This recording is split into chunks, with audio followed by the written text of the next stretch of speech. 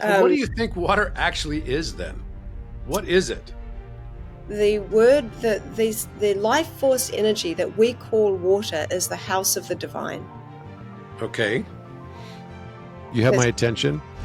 But imagine that the water around us is creating, is kind of stuck to this electrical charge, which is like a web around us, and that is sharing that information into us and also information about us out.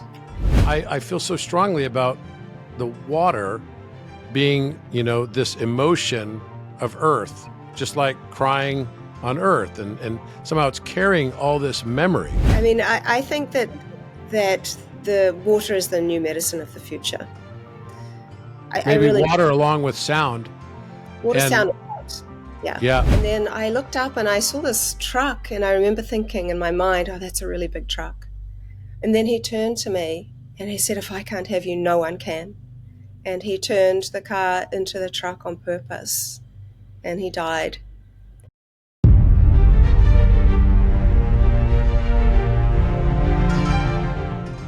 Veda Austin, I am so excited to be here with you on Think Tank. And I've been hearing about your work for years and years. And I finally got to see one of your presentations recently. It was at the CPAC conference. And I was so impressed. I was just like, I have to get her on Think Tank to talk about all of her latest work and research and discoveries and everything else. And I am just so happy to have you on. So thank you for spending the time with me here today.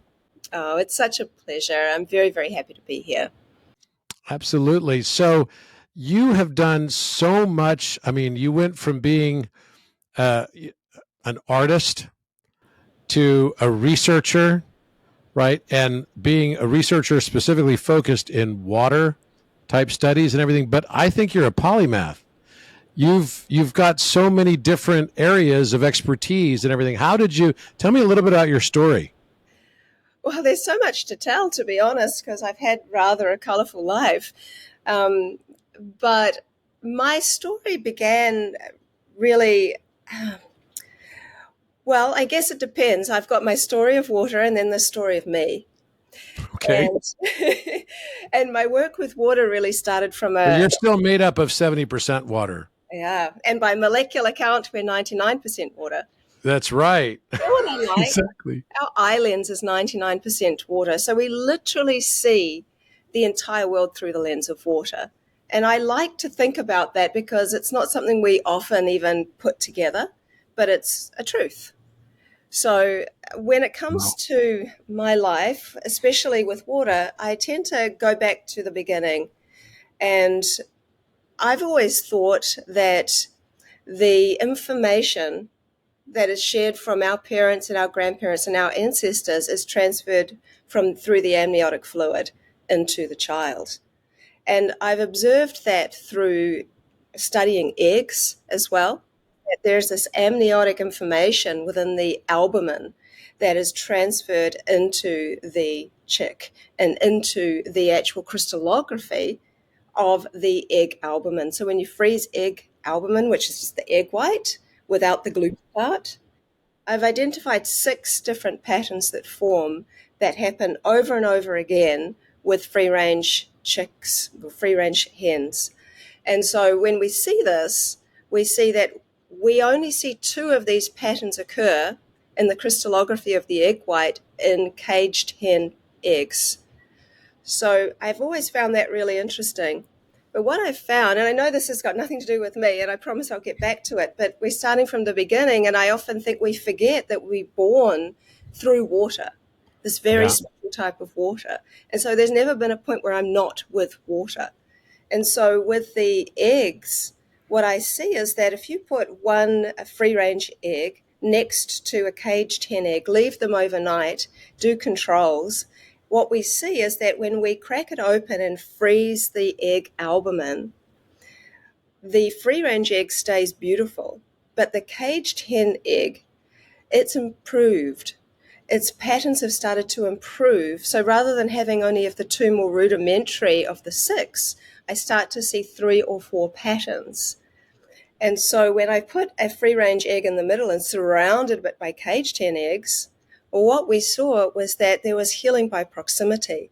The free-range egg improved, but the caged hen eggs all improved. The ones that improved the most to actually look like free-range eggs were the ones closest to the free-range egg. The ones furthest away improved, but not as much.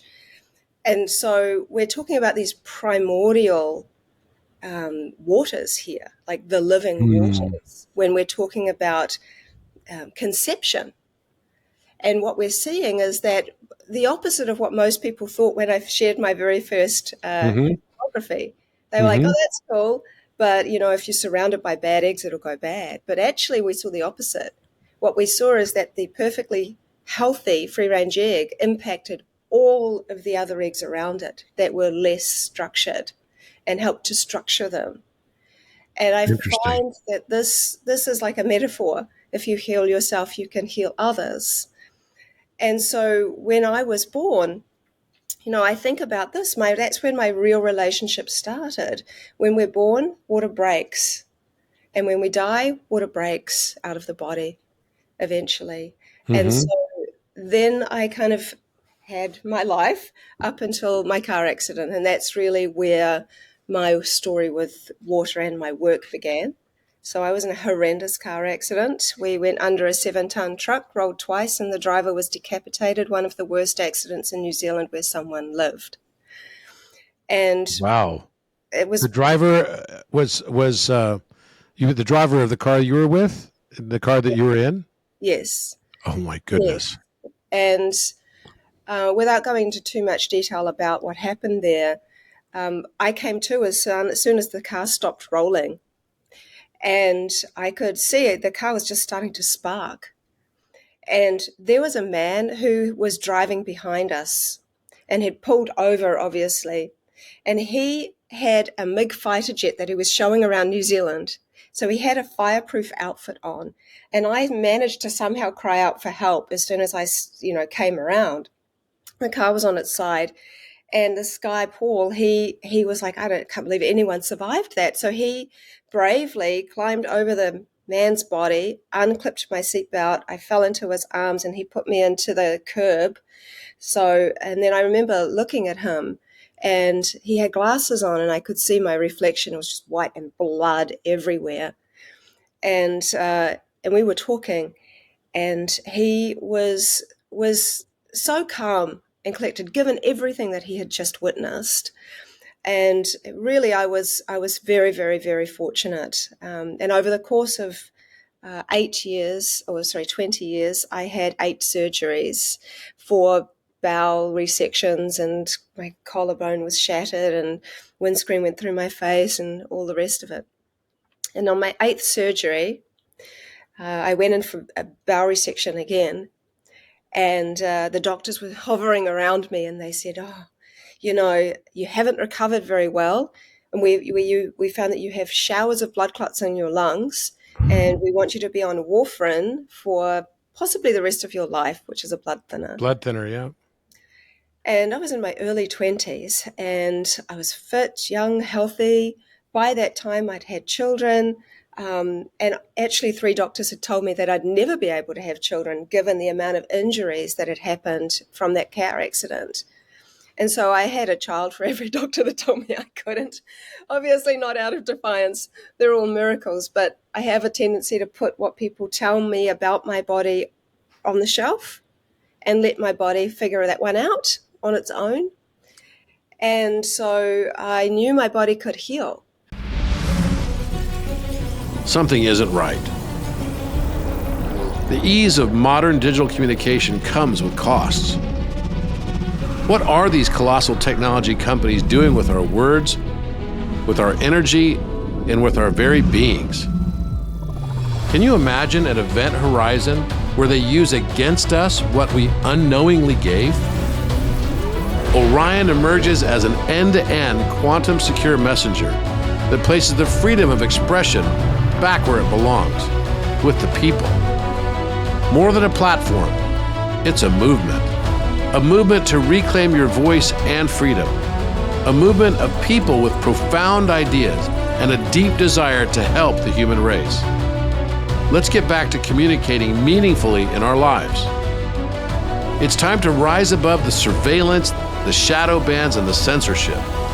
It's time to free our voices. In a time when free speech and assembly are absolutely necessary, Orion stands tall, ensuring that you can free your voice.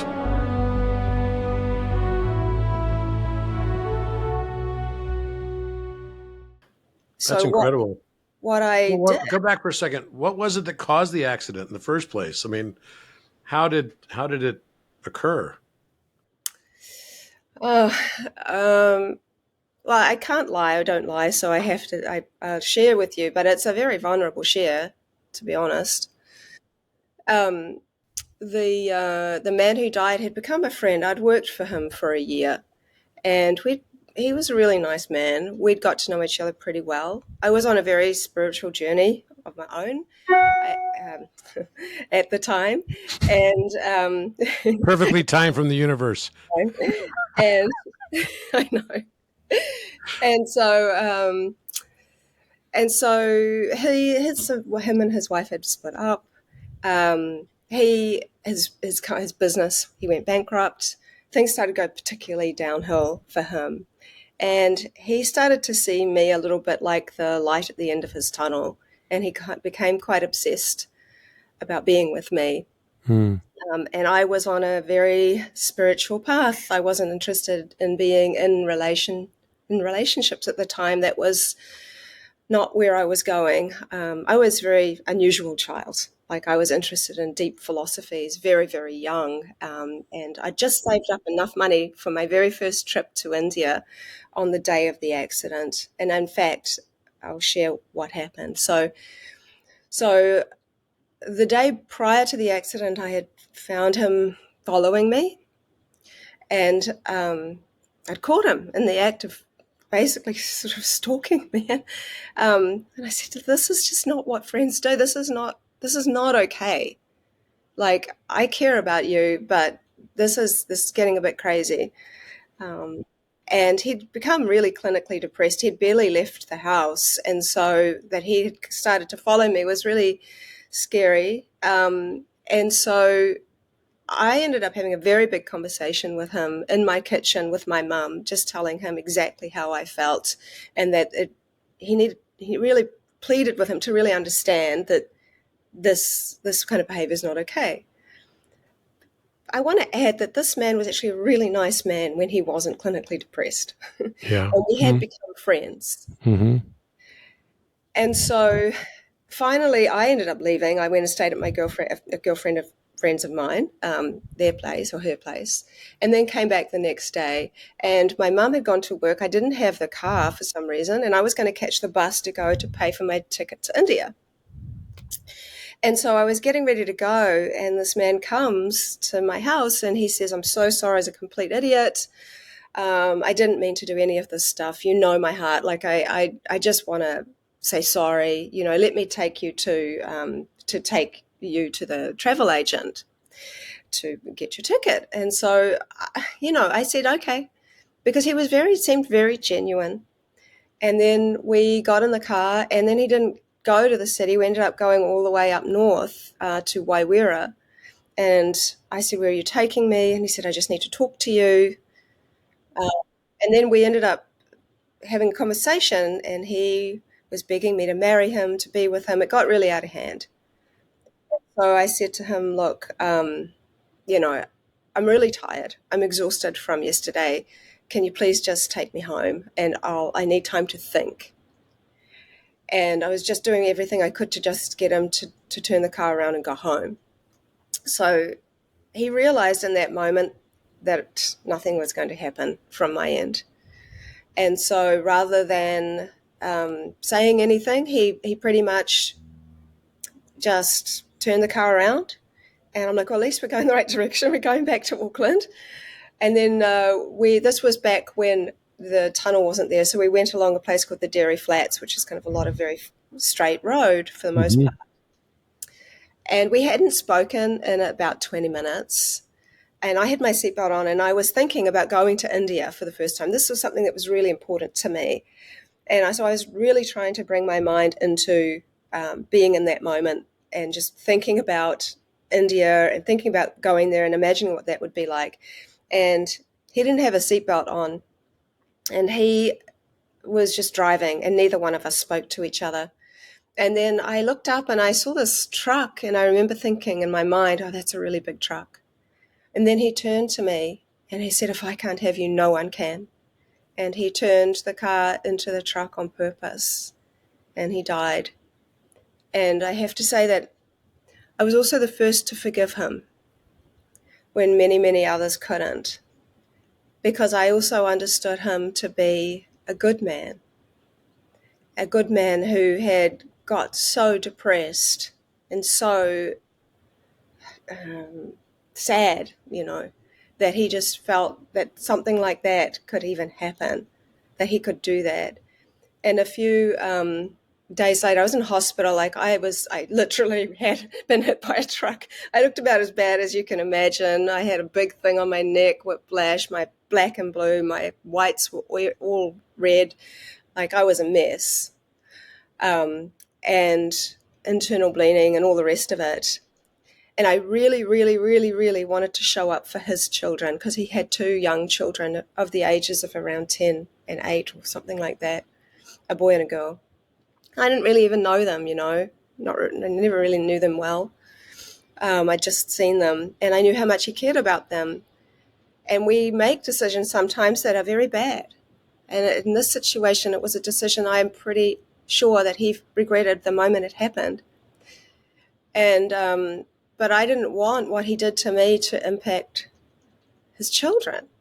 And so a few days after being in hospital, they let me go, which was really probably a bad idea, because I had internal bleeding that really needed to be dealt with that they'd missed. But anyway, I rang and I said, I want to speak at his funeral. And everyone was trying to tell me not to come because I thought that I was going to say something terrible. But that was never my intention. And so I ended up going. I don't even know how. I can't remember even how I managed to get into the place, because I don't think I couldn't really walk very well. But anyway, I managed to get up and speak. And I spoke about their dad to the children, really, just about his sense of humor and how clever he was and things that. And I read them something special that he had written for me before all of this happened, just to show the kind of person that he actually was and that I wanted them to remember. And I didn't know if it would be helpful or not, but it was something I really, really wanted to do for them. And then I left. And then many, many, many, many years later, for whatever reason, I was in the city at night, which doesn't happen often. I'm not a party goer or anything.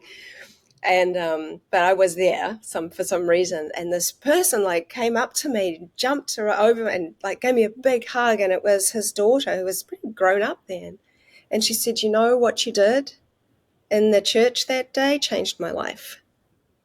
And I didn't have to feel guilty about what my dad did, because I knew you'd forgiven him. And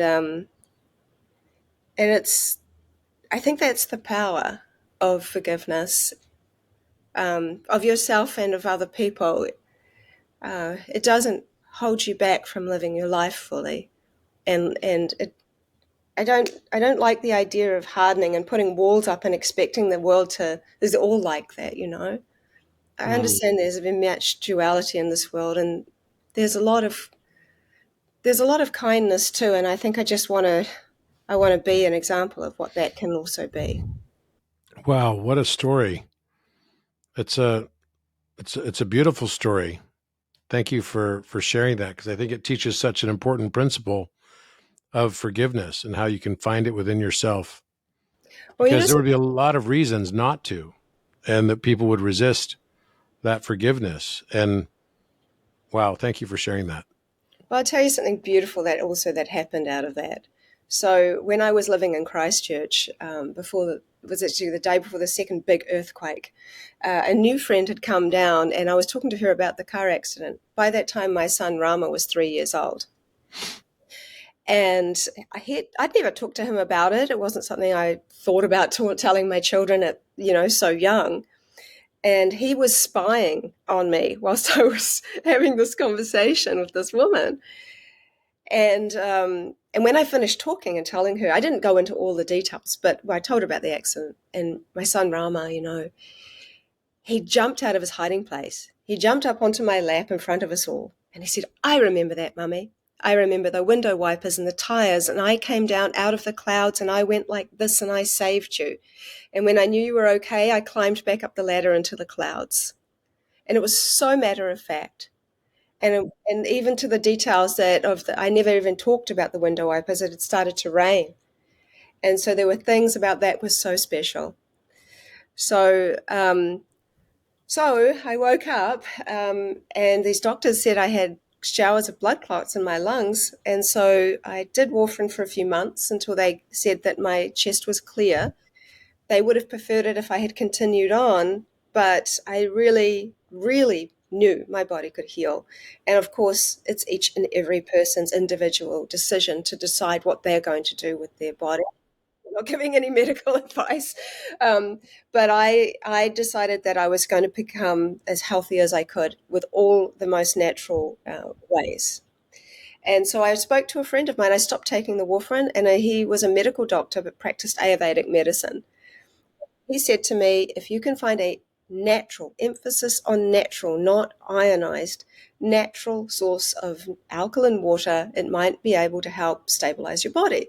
Interesting. So I thought, oh, that's interesting. Water, well, there's plenty of that, and there's plenty of alkaline water in New Zealand. Most of our springs are alkaline. Mm-hmm. So I started trialing myself on 2-week trials. And other than feeling hydrated, I didn't really notice anything particularly much. By this time, I'd established a wellness center because I have some gifts of healing.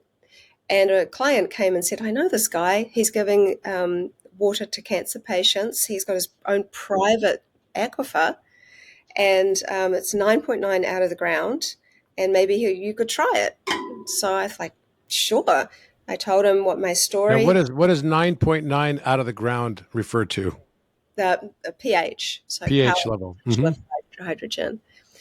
And so I thought, well, that seems pretty high, but if there was a lot of people seemingly having a lot of success stories with it. And so, well, I've got nothing to lose.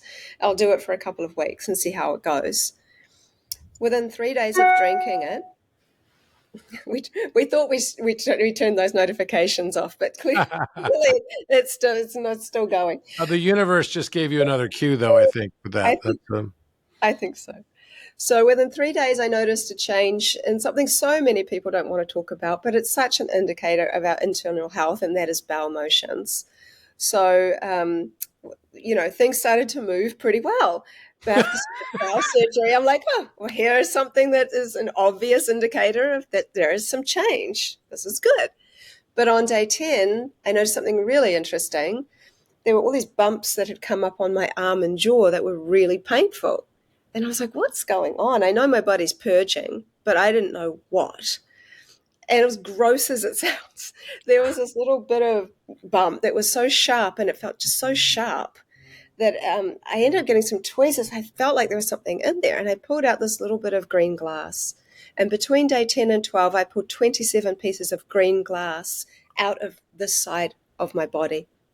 And they had been embedded in my body for 20 years.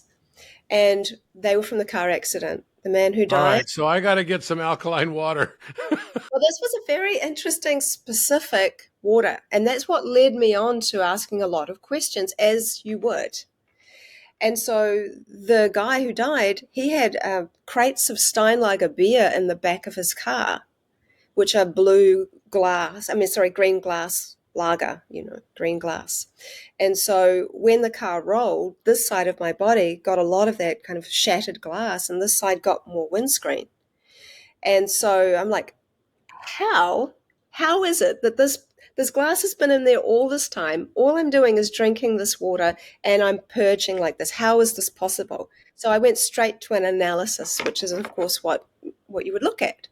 So why is its pH so high? And that's because of the amount of lime that was in it, and bicarb that was in it. So I was like, well, is that the reason? though? Because I've been drinking other alkaline waters and I didn't see this kind of response. So then I was looking at other things, and then I was also on a very spiritual journey, as I have been for so long, but spiritual to me also is an alignment with conscious, like a Mm-hmm. conscious journey.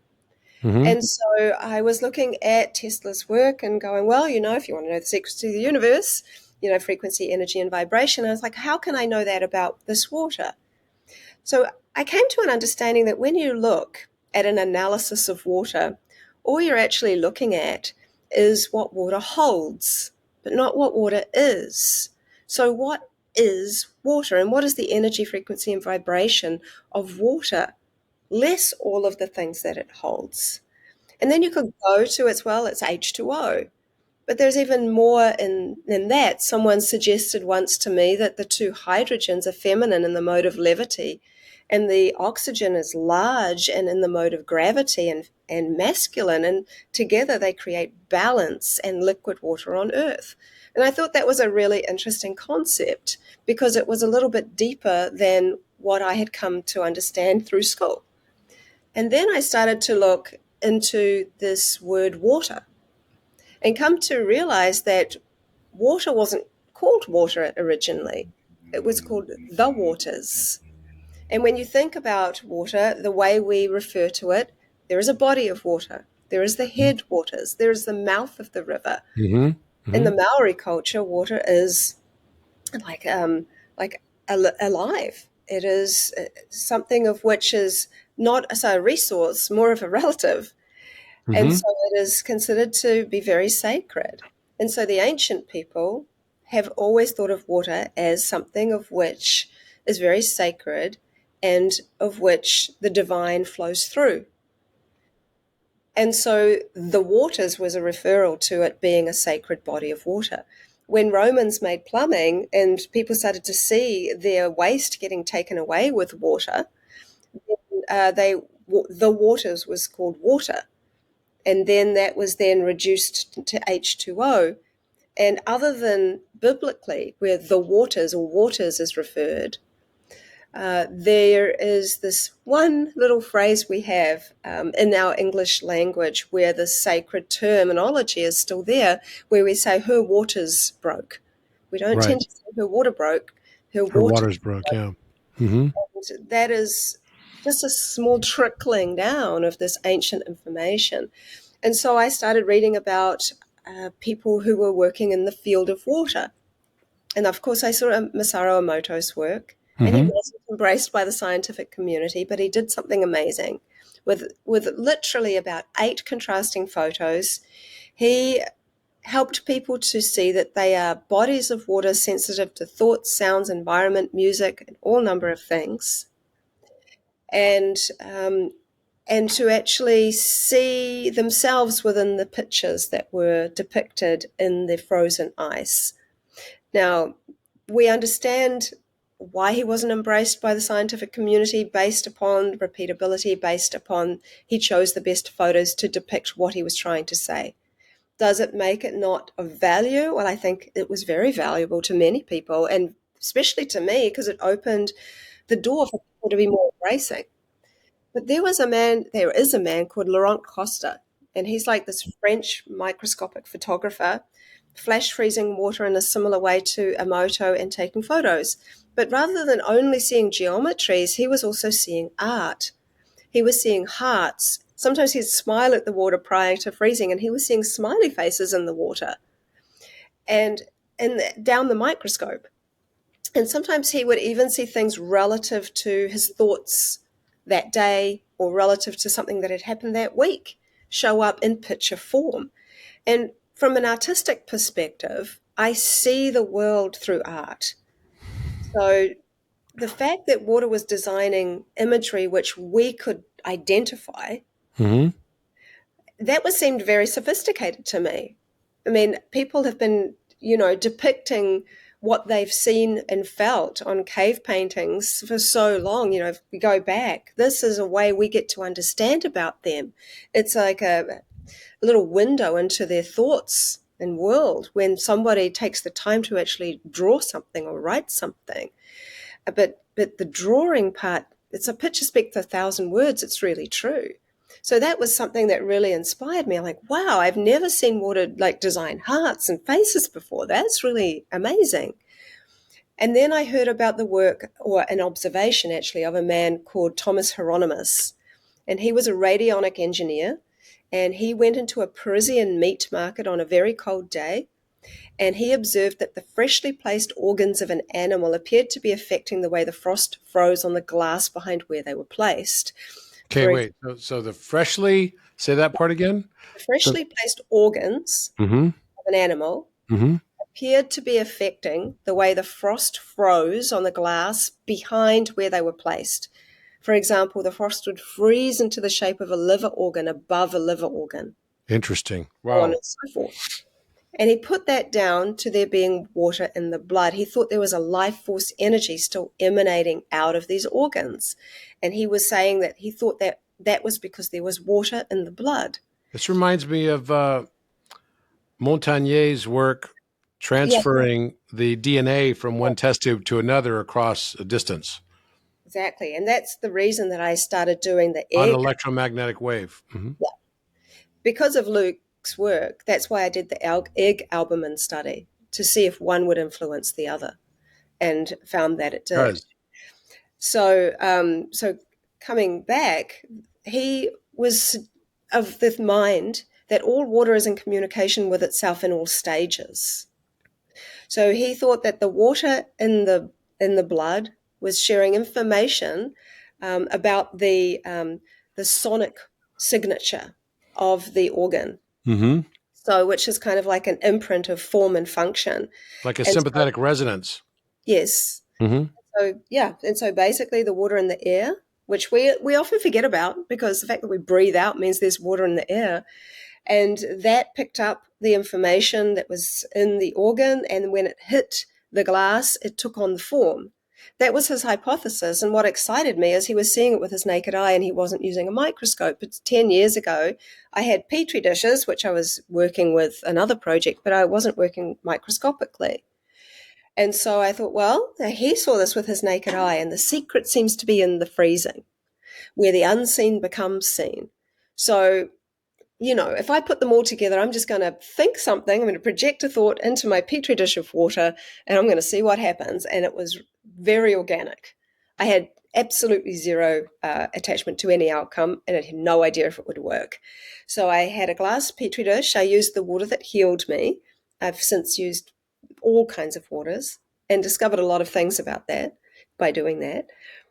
But there was a bit of fluff floating around in the dish. So I was like, oh my God. So I put my hand in to take out the fluff.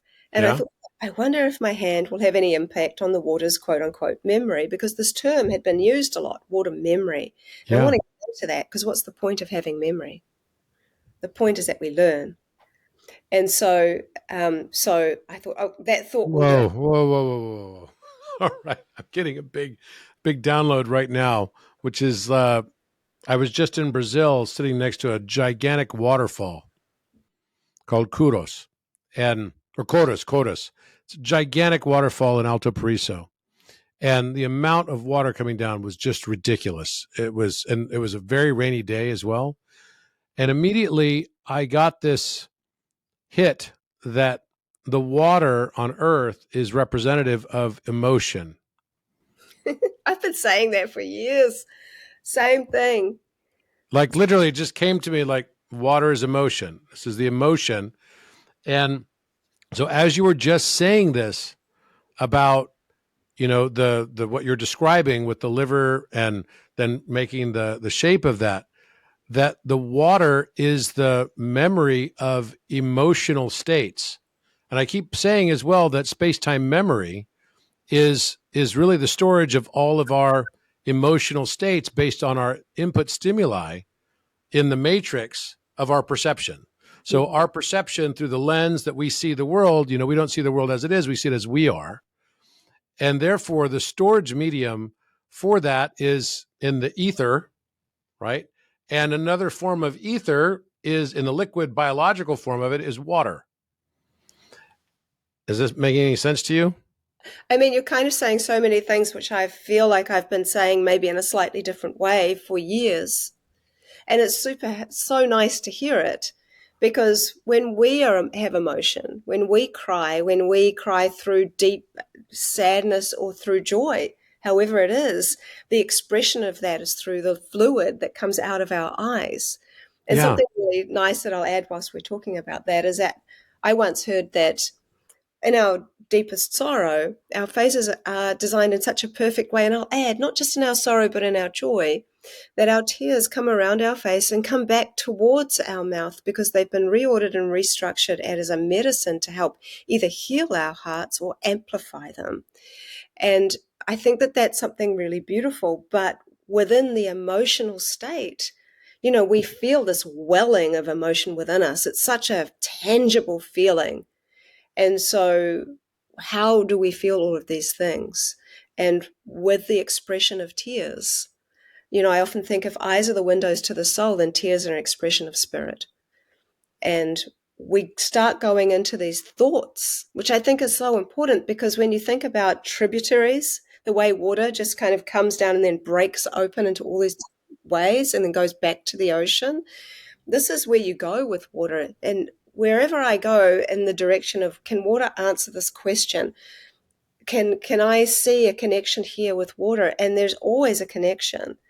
And whenever you find that, when it starts to get more simple rather than more confusing, then I think you've found a kind of universal truth. And within this work, I think that water is showing me and many, many others and revealing there is transparent, that is non-judgmental, that it carries divinity, that even when Bruce Lee says water becomes the cup, it becomes the teapot, it's like water became the human. But within this, like this body, our fears are various different things that humans experience. But when the water's released, it's released from the bondage of that. And so we think about water in so many ways, but I mean, it's depicted and talked about and revered so much in our ancient history and biblically, religiously, different religions, different philosophies, ancient ways. Water is mentioned 722 times in the Bible, more than faith, love, and worship, when it says that the spirit of God, which someone actually suggests that hydrogen is the spirit of water. My friend Isabel said that, because hydrogen means the creator of water. But it said the spirit of God hovered over the face of the deep. And so there is so much talk about it on very deep levels, but even on the simplest way, water is a mirror. Someone said, what if water is expressing its consciousness? Or I will add that my friend Moses Hackman, he always said that water is the glove on the hand of consciousness, which I think is really interesting too.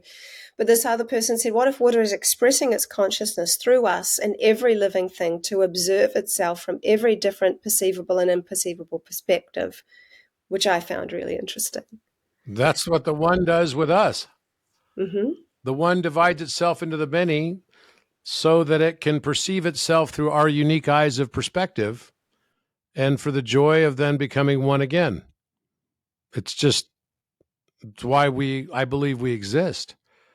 And it's so fascinating you're saying this, because it's interesting. Now I'm really thinking about this connection between ether, water, and plasma, and how all three are differing states. And there's probably a fourth as well that we don't really think of, that would be crystal, and a solid form of it, and probably time crystal as well. But I wrote this little thing I was once thinking about the difference between these three things, and I'd love to share this with you, because I'd love to hear your thoughts on this. I feel so strongly about the water being, this emotion of earth, just like crying on earth. And somehow it's carrying all this memory. And then what you also said that really got me very excited and interested was talking about the two the masculine and the feminine relationship, that the oxygen, you said, is masculine and the hydrogen is feminine, which actually makes sense because you've got 1 electron versus 8 electrons. And the odd number of electrons is always going to be feminine, and the even number will always be masculine.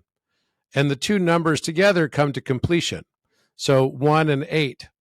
And in particle physics, I use to describe this as the 1 is like the vacuum, or what we would consider gravity.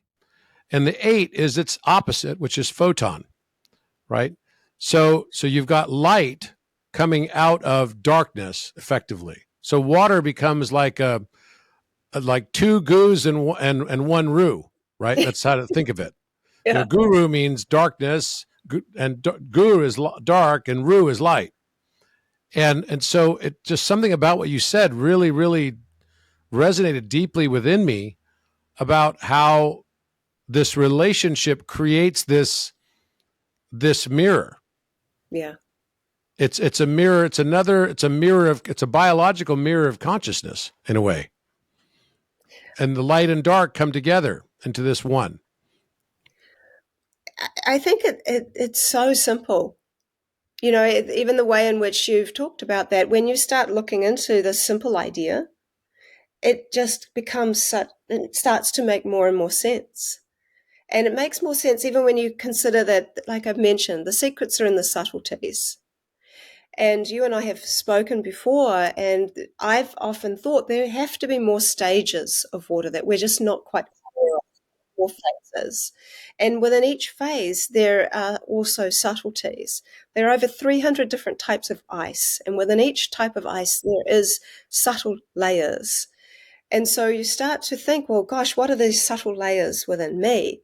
In Maori, the word for spirit is wairua, which although there's many deeper meanings, and I won't go into all of that, but if you look at it very rudimentarily, it means 2 waters, the physical and spiritual waters. So what are the physical waters? What are the spiritual waters? And so, I have been deeply diving into this because I'm a very philosophical person. And so, I mean, we haven't even talked yet about my what I discovered about the fluff in the hand, and we've gone straight. Yeah, we got to go. Yeah, go back to the fluff in the head. We'll come back to this. Don't let me forget to come back to this, because it is a really important topic. And light. You mentioned light. This is one of the biggest factors as well, and I don't want to forget about that. So. I put my petri dish of water that had the fluff in that I'd taken out and thought, I wonder if my hand will impact the water's memory. Put it in the freezer with the peas and broccoli and all that stuff, and literally just in my kitchen freezer, and forgot about it. And this was when I used to freeze water solid because I didn't know any better. I haven't done that in 9 years because I discovered a very specific short-term freezing method. But when I pulled that ice out and held it up to the light, there was the clearest image of a hand that took up half the dish, so macroscopically huge.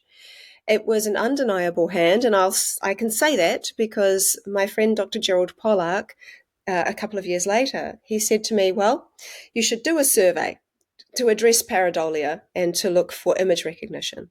Pareidolia is like where you see a crack. I think that looks like, a face. Yes, I've never been accused of pareidolia. Well, I mean, art can be subjective. But the reason why I say that is because, I'm kind of a pattern buster, right? And I can see things that other people don't see yet, but eventually do most of the time. And so I see them before others can see them. And that automatically takes the brunt of, all the pareidolia claims. Yeah. Yeah. Well, there's this, and that's what we do. We see images over and over again, and then we give them a name. That's what we do with trees. We go, oh, well, we see this, we all see this, but this is a tree, but all trees look different. And so there's a whole thing. But Jerry recommended that I do a survey. And the survey was of 25 of my photographs. And the question was, what does this look like to you? And it was circulated throughout social media, not by me. So people didn't know what they were looking at. They didn't know it was my work. They didn't have anything. This was a long time ago before anyone really much knew what I was doing. And 298 people did the survey. And what was incredible was that 85% of the people were able to recognize the imagery in the ice for what the influence was prior to freezing. And there were 3 images where 100% of those people could recognize the image for the influence, and the hand was one of them. So if 100% of people agree that this image is a hand, I don't think that that's pareidolia. No, exactly. I mean, it's kind of funny. There should be a word opposite of what's the antonym of pareidolia. I don't know. I've actually gone down that path before and asked the question. There is no word for the opposite of pareidolia. Maybe we need to make one up. There needs to be. I think it's just being locked in the matrix of lower dimension. And because, I mean, if you think about it, it's like learning math without meaning is just learning information. It's pretty useless.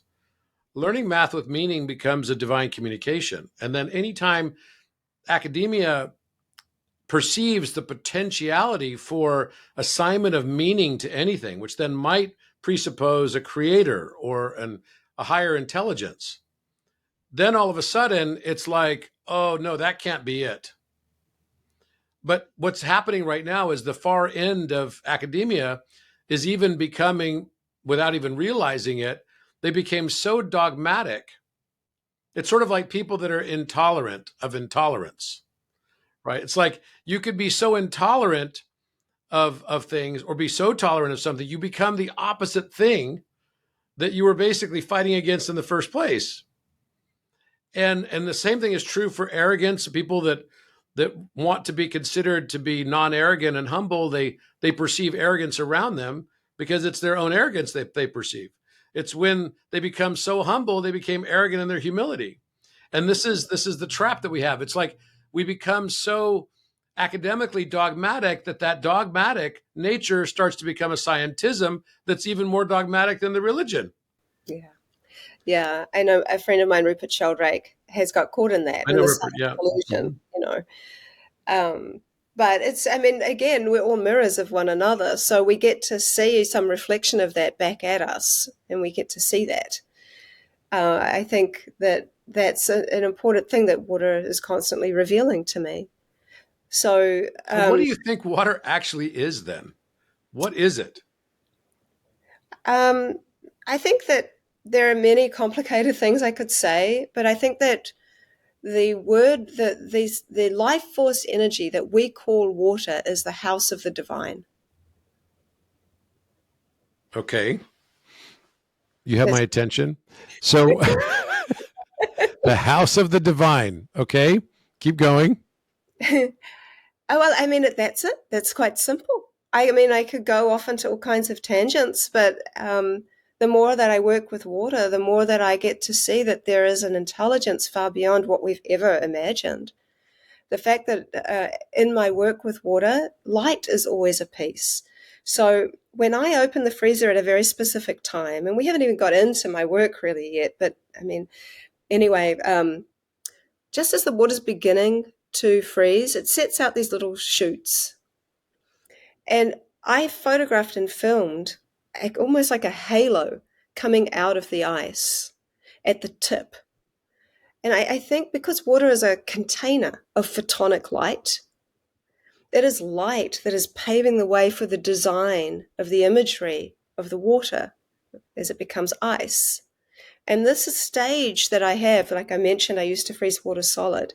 I've seen that water freezes in 3 stages. I think of them as spirit, blood, and body. The first stage, which is my new technique, is where there's liquid on top and ice underneath, and it only takes about 5 minutes and 20 seconds. And it's in that 4th phase stage where the water has pushed the solids out. So it's very, very clear, and it is essentially a liquid crystal. And we can talk about that in a minute because this touches on something you mentioned a little bit earlier, which I think is really interesting because water can become a physical crystal.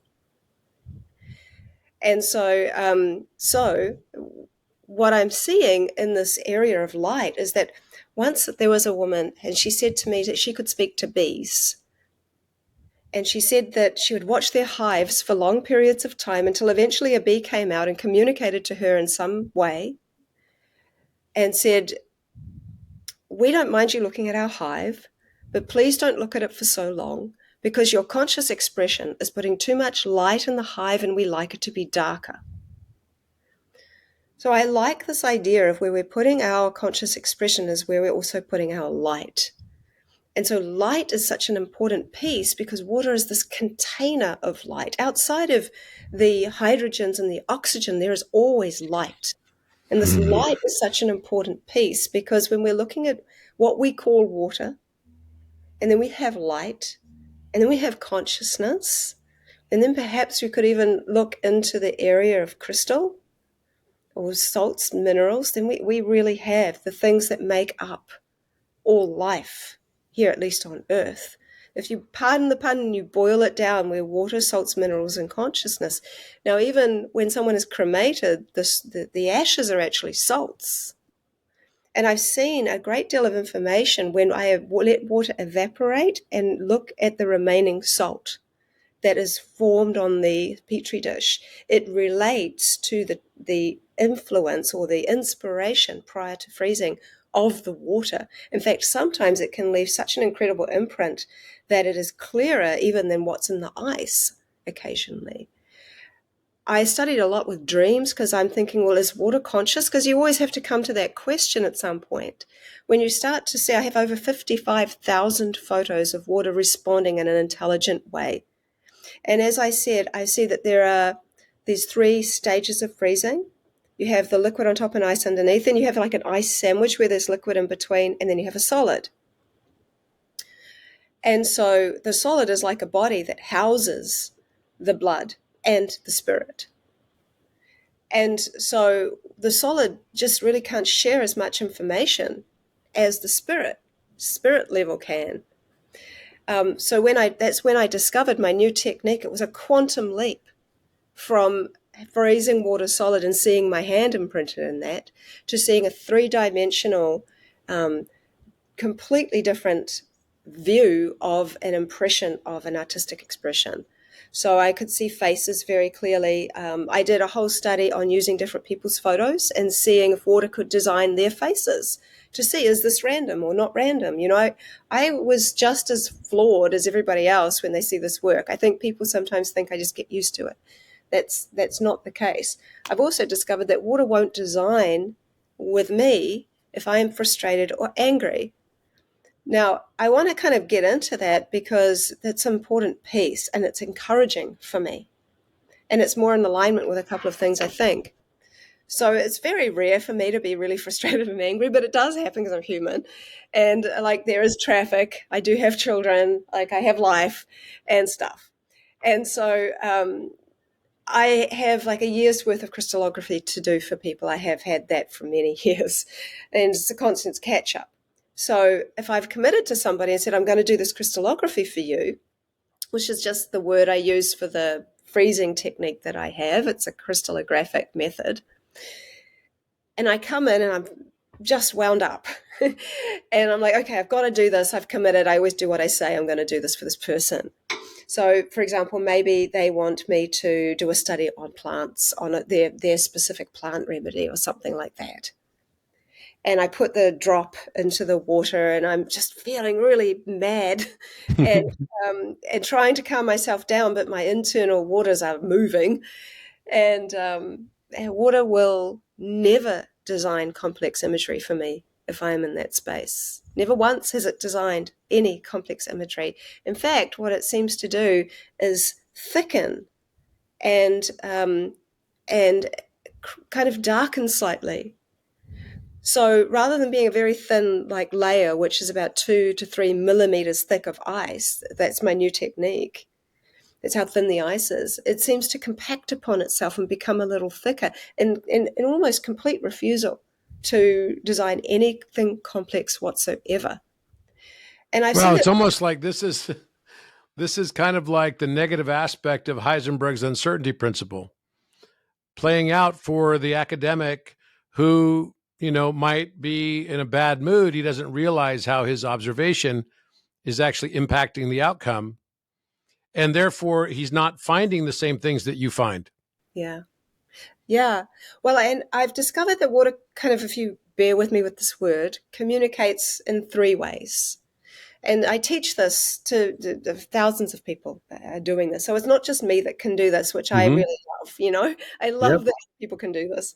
So you will see there are signature patterns. So I've identified that different types of water, like rain and tap and spring and seawater, all have a signature pattern. You can identify the type of water it is based on their patterns, as long as it's fresh for certain, for like spring and seawater, etc. Then you'll have an artistic expression. I always think that art is the heart of water. And that's what most people know my work by. And then you have something called hydroglyphs. And hydroglyphs are where I'm actually getting some scientific attention because of the amount of repeatability that I've got with them. So there was a time when my son Rama was a lot younger, and he came to me and he said, "Mum, I think water hates me." I'm like, "What? My baby thinks water hates me? Why? Why do you think that?" And he'd seen Emoto's work, and he was looking at the music comparisons, and Mm-hmm. he saw that that what is it, Beethoven, or some classical music Uh-huh. compared to heavy metal, and Yep. he and, I and if remember that. Mm-hmm. and so if a child, I've found, if a child can't connect or identify with either one of the best or the worst, sometimes associates more with the worst and just Yep. assumes the worst. Mm-hmm. He assumed the worst. He didn't like heavy metal, but he liked Tupac. And he said, "But Okay. Tupac swears, and so water must hate me," because there was this innuendo of the swearing would disorder the water. And I said, it has never been my experience that water is in judgment. I think of this one of the spiritual aspects of water as being the witness, the observer, not in judgment, just watching. And so I said, I'm going to show you. And I said, pretty sure whoever did the heavy metal probably didn't like it. And so I did a huge study on different genres of music across the board, and a lot of stuff for the younger generation because they're the water bearers of the future. And so from Bob Marley, to drumming and electronic dance music and classical and heavy metal and rock and, blah, blah, blah, blah, blah, went on and on. And what we saw is we noticed something really interesting. And so I would put the dish by the speaker, leave the room, and come back once it had finished, and then do the crystallography. And sometimes I would repeat this with the same song. One of the songs that I did a repeat with was Stairway to Heaven. And what I saw each time in the repeated study was that I would see this image of a stairway appear. And I became curious. I'm like, well, this seems to be picking up on a word. And I noticed that water seemed to love to pick up on words and design the word. So for Beyonce's song called Single Ladies, this one called Yeah, all the single ladies. yeah, yeah. Yeah. But the tagline, if you like it, then you should have put a ring on it. Yep. But I kept seeing rings in that song, like this No way. clear ring in the image of the ice. And I'm like, this doesn't mean ring. So I had this curiosity going on, and my work is constantly stemmed by curiosity and the things that I observe. And I think, well, what happens if? And since I can do anything, I'm not limited to trying. I just try. So I thought, well, does it mean stairway? So I wrote the word stairway, put my dish of water on top of it for 30 seconds. That's kind of a protocol. It's not too long, it's not too short. Water is quantum. It knows what I'm going to ask it now before I even have to do the protocol, but I always suggest people to start somewhere. And so, and then I saw this stairway symbol. And then I did that again and again. And in my mind, 50 wasn't random. So over the course of 3 months, I did it with different water at different times of the day, using the same word, and I kept seeing the stairway. And then I thought, well, this seems to be a symbol for the meaning of the energy of the word stairway. So what is not reading words? So what happens if you do it in a different language? So I've done a lot of repeat studies using different languages. And what I do is see is it's the same symbol, but in a language like Hebrew, which is Hmm. so complex and each letter means like something big, I'll see other symbols accompanying the actual symbol.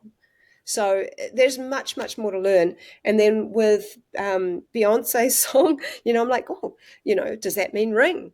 Does that mean marriage? So Hmm. what I came to understand is that with the stairway, when I wrote the word climb up, I saw the stairway. When I wrote the word climb down, I didn't get it. When I reversed that song, because people will always say, oh, yeah, but what if you reverse the Play it song? backwards, right? Yeah, and it's meant to be something terrible. Water just didn't show anything. And I recently just did that because someone asked me that, so I did it. And I got no complex imagery from that at all because it wasn't coherent sound.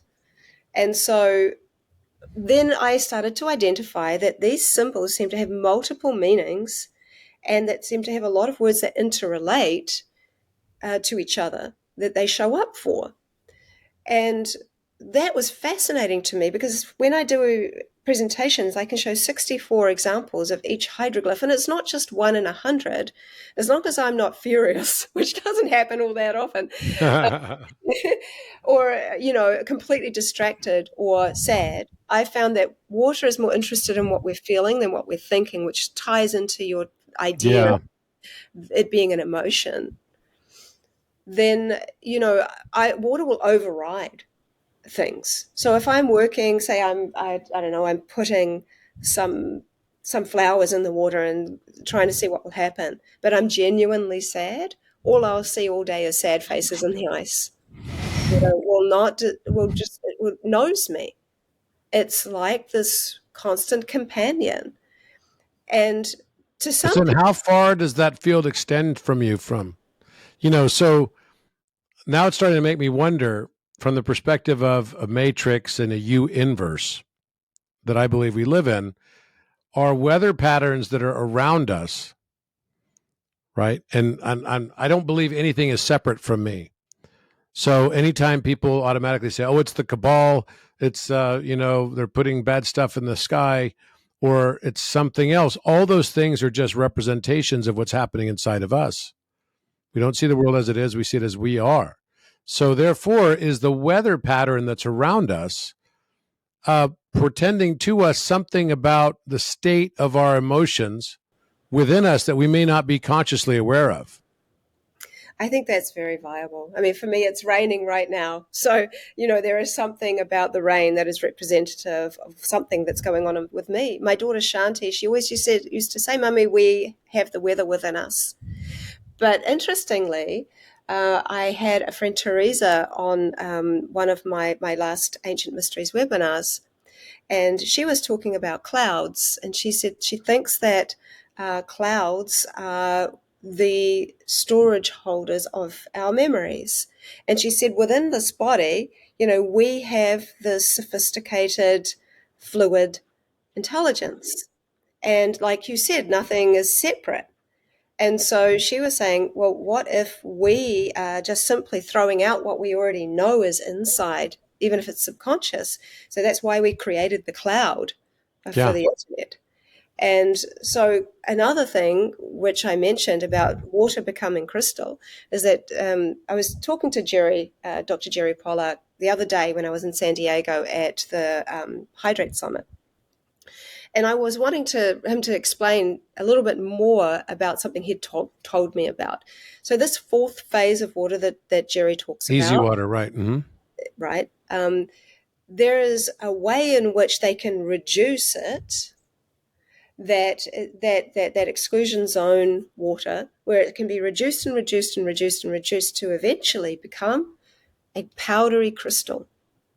It doesn't convert. It doesn't actually just suddenly evaporate and become a liquid or ice or any of those things. It actually can be reduced to become a crystal, a powder.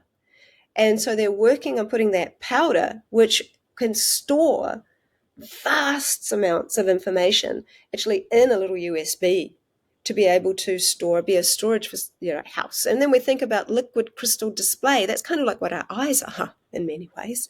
And so we kind of go into all of these things that we're creating. And there was a man who has sadly passed, but I really want to honor him. His name was Jonathan Butts.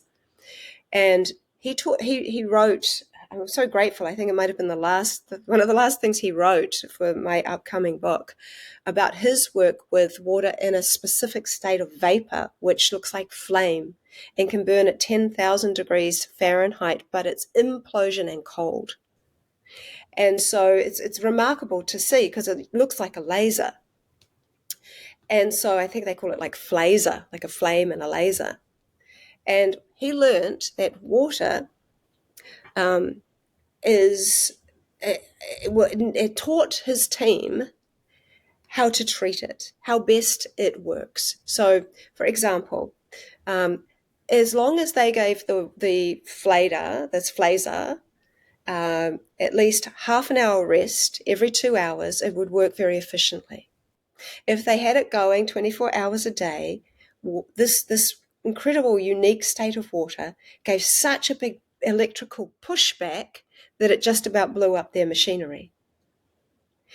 And so it showed them that it needs time to rest. They also, him and all of his team, and he was a nuclear engineer, right? So very, very clever man. And all of his team actually said that they believed that water, the point of water memory that we mentioned, like this blanket statement, water memory, well, the point of having memory is to learn. And what he observed is that water was absolutely self-learning and had more capacity to self-learn or self-observe than any of the artificial intelligence we have right now. And so what he was saying about that was really interesting because what he said is that the water molecules will heal themselves before they start healing their environment, which is their natural tendency. And there were so many things, I think, in his observations that made me feel so much more confident in the work that I'm doing. Because when you start really getting into the nitty-gritty of this work, yes, I'm seeing the most incredible responses. I'm not seeing reactions, I'm seeing responses. And I'm not, and I do controls in some of my work. So, for example, and I also do something which I think is really telling. And and another thing I'll add, which I find really interesting about the self-learning. Okay, so I mentioned that I have hydroglyphs. So I have hydroglyphs of about 44 hydroglyphs right now that have multiple meanings. And so I'm starting to figure out how they all work together and how to sort of read them, if you will. But I did a study on, and hopefully we can talk about this, but on 5G, right? I hope we can. And you did a study on 5G, did you say? Yeah. Yep. Mm-hmm. So when it very first came out, which quite a lot of years now ago, I got my spring water, and spring water has a signature pattern that looks like a six-sided star hexagon with a star in the middle, you'd make it like a hexagon. And you'd see these large hexagons in fresh spring water. Right. I did my control. Mm-hmm. I let that melt. I let that water melt. I took it and I put it beside the 5G tower for 15 minutes. And then I took it back and then I refroze it. And what I saw all those years ago was there was a shock wave that went through the ice. The ice was more disordered than tap water. And that was concerning. So I then let that melt and then I refroze it. And the shock wave seemed to have gone quite far through the melts and the refreezes. And I can only do that about 7 times because each time you have to tip a little water away. So that concerned me, and it sat at the back of my mind going, that's a concern. 2 years ago, which was years after that first one, 2 years ago, I did the exact same thing. I went to the same water source. I did the same first freeze of the spring water. I sat it by the same tower. I did the same thing. I let it melt and I refroze it after the tower. And I saw the shock wave. I'm like, okay. And then I let that melt. And then the very next thing that I saw was 2 hydroglyphs in some amount of disorder, but it was not thick, compacted disorder. And the two hieroglyphs were the hieroglyph for the energy of the word message, and then the hieroglyph for the energy of the word information. Now, I know there's going to be more words with information, but that's all I've got so far. Mm-hmm. So a message of information. The very next melt and refreeze, the water had improved and was more beautiful than the very, very first one I did. It looked more beautiful than the very first crystallographic image I took of spring water that had come straight out of the ground. Water had informed itself as to how to improve itself even with that frequency. Wow. So it had literally told itself what to do. And this was so visible. And I think that that's really something quite remarkable. I wonder then, it's almost like I used to do research on TGF beta. And, it's used to treat, anti-VEGF treatments are used to treat things like macular degeneration in the back of the eye and to halt or at least slow down the progression of neovascularization, which could also be used in multiple cancer and oncological, research applications. But one of the things that I was interested in is to study the phenomenon of salamanders. And that salamanders have this ability that we lose when we're about 5 years old to regenerate themselves. And we have this sort of like fibrosis response that happens after we're 5 years old that halts the regeneration process. We're not exactly sure why. If you're a child and you cut your finger off, a good part of that finger will grow back when you're under 5 years old. But once you're 5 years old, it sort of stops. So I was interested to try to look at, are there ways using, anti-VEGF and TGF-beta inhibition types of treatments to stop the fibroblast? And actually what I'm feeling like right now is that the answer is actually in our interaction with the water itself. That water has this regenerative ability within it, but somehow within our biology, we inhibit that regeneration. It only happens to a point. I mean, I think that the water is the new medicine of the future. Maybe water along with sound. Water, sound, and light. Yeah. Yeah. Mm-hmm. Water, sound, and light. I mean, they all work together. Mm-hmm. And I think that the water aspect, when we think about water, we tend to think about it more in its liquid form. But there's so much water in the air. And I think that the water in the air is attracted to electrical charge, which gives us this extended web of ability to feel information, to read and feel information. So the water is always in communication with itself. So you can go into a room with this, if you imagine like a spider web with lots of little dew bits on it, it's just an analogy. But imagine that the water around us is creating, is kind of stuck to this electrical charge, which is like a web around us, and that is sharing that information into us and also information about us out. And that when we go into a room, we go, oh, I don't know, this just feels horrible. I don't like how this is a heavy feeling. There's that density within the air. Yep. And we're able to pick that up, and it comes into this fluid intuition. And intuition is a really interesting one too, where it's like it is something of which can be forewarning. Mm-hmm. Vibe, it's an energy. And I've seen hydromancy in my work where I've put my thumb into the petri dish of water, removed it, frozen it, and I got the thumb with the nail, everything very clear. And what was interesting is there was a chip in the ice nail. And 3 hours later, I chipped my nail in exactly the same place. And I see this regularly. There was this one where quite often I'm just inviting water to share whatever it wants. I've seen water repeat and show me imagery so much that it's not like a photocopier. It's not like that. It's not. No, you're saying it's independent of space-time. It is, and it won't just do what you want. And that's the test. Is that this is what we kind of tend to do as humans, is we try to control things. Same thing with emotions. Emotions don't do what you want. Yeah, no, try telling anyone that says I can't help how I feel. Yeah. Yeah. And so with the work, what I've seen is that an analogy I'll give is this. When you go to a petting zoo, like a little farm, and you pet the cute sheep, and oh, there's cute sheep, and you have a nice experience, and you might get to pick the bunny rabbit up, and it's all lovely, and you go away and go, oh, that was a fun day. And then you compare that with if you've gone out into a forest and you have been just really feeling how beautiful it is to be in nature. And then you see a deer around the tree and it's looking at you. And your heart starts going, oh my God, it's seen me. And that is coming near me. The deer is near me. Oh my God, the deer is coming to eat out of my hand? What the heck?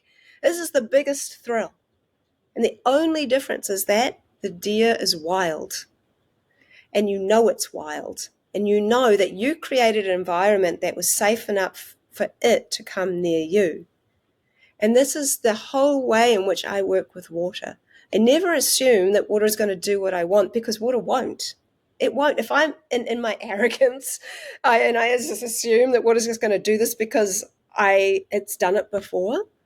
No, it won't do that. It's not judging me.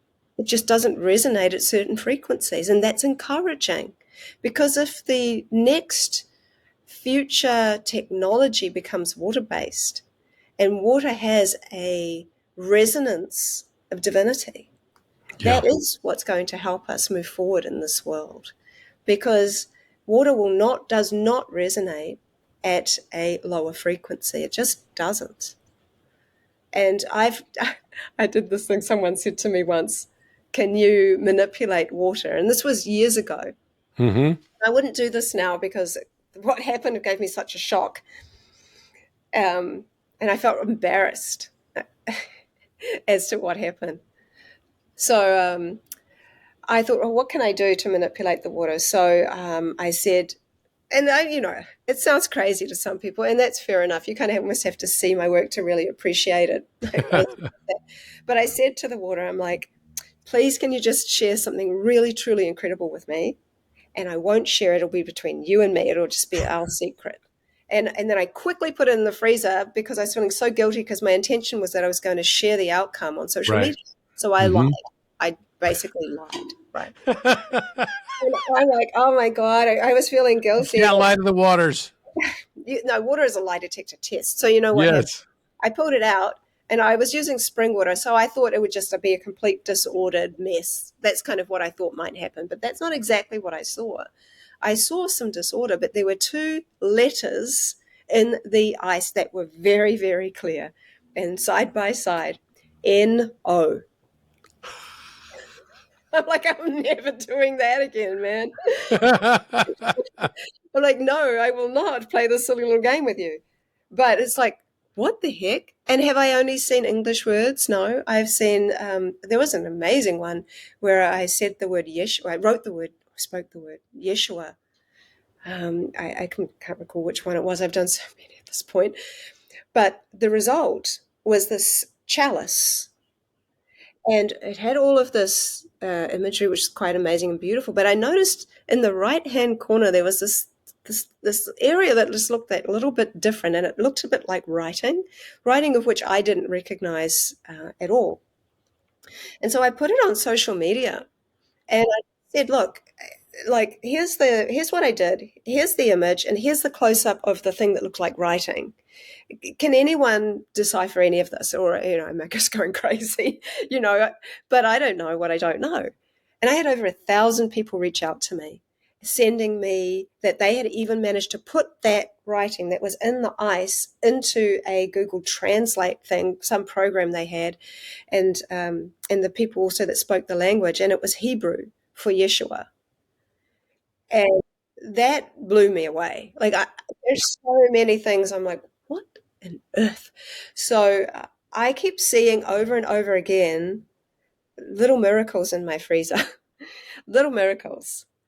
And I think that what we're really seeing is an interaction with a life force energy that is representing love. And I don't want that to sound all woo woo and out there, but love isn't a doormat where you just do everything for someone.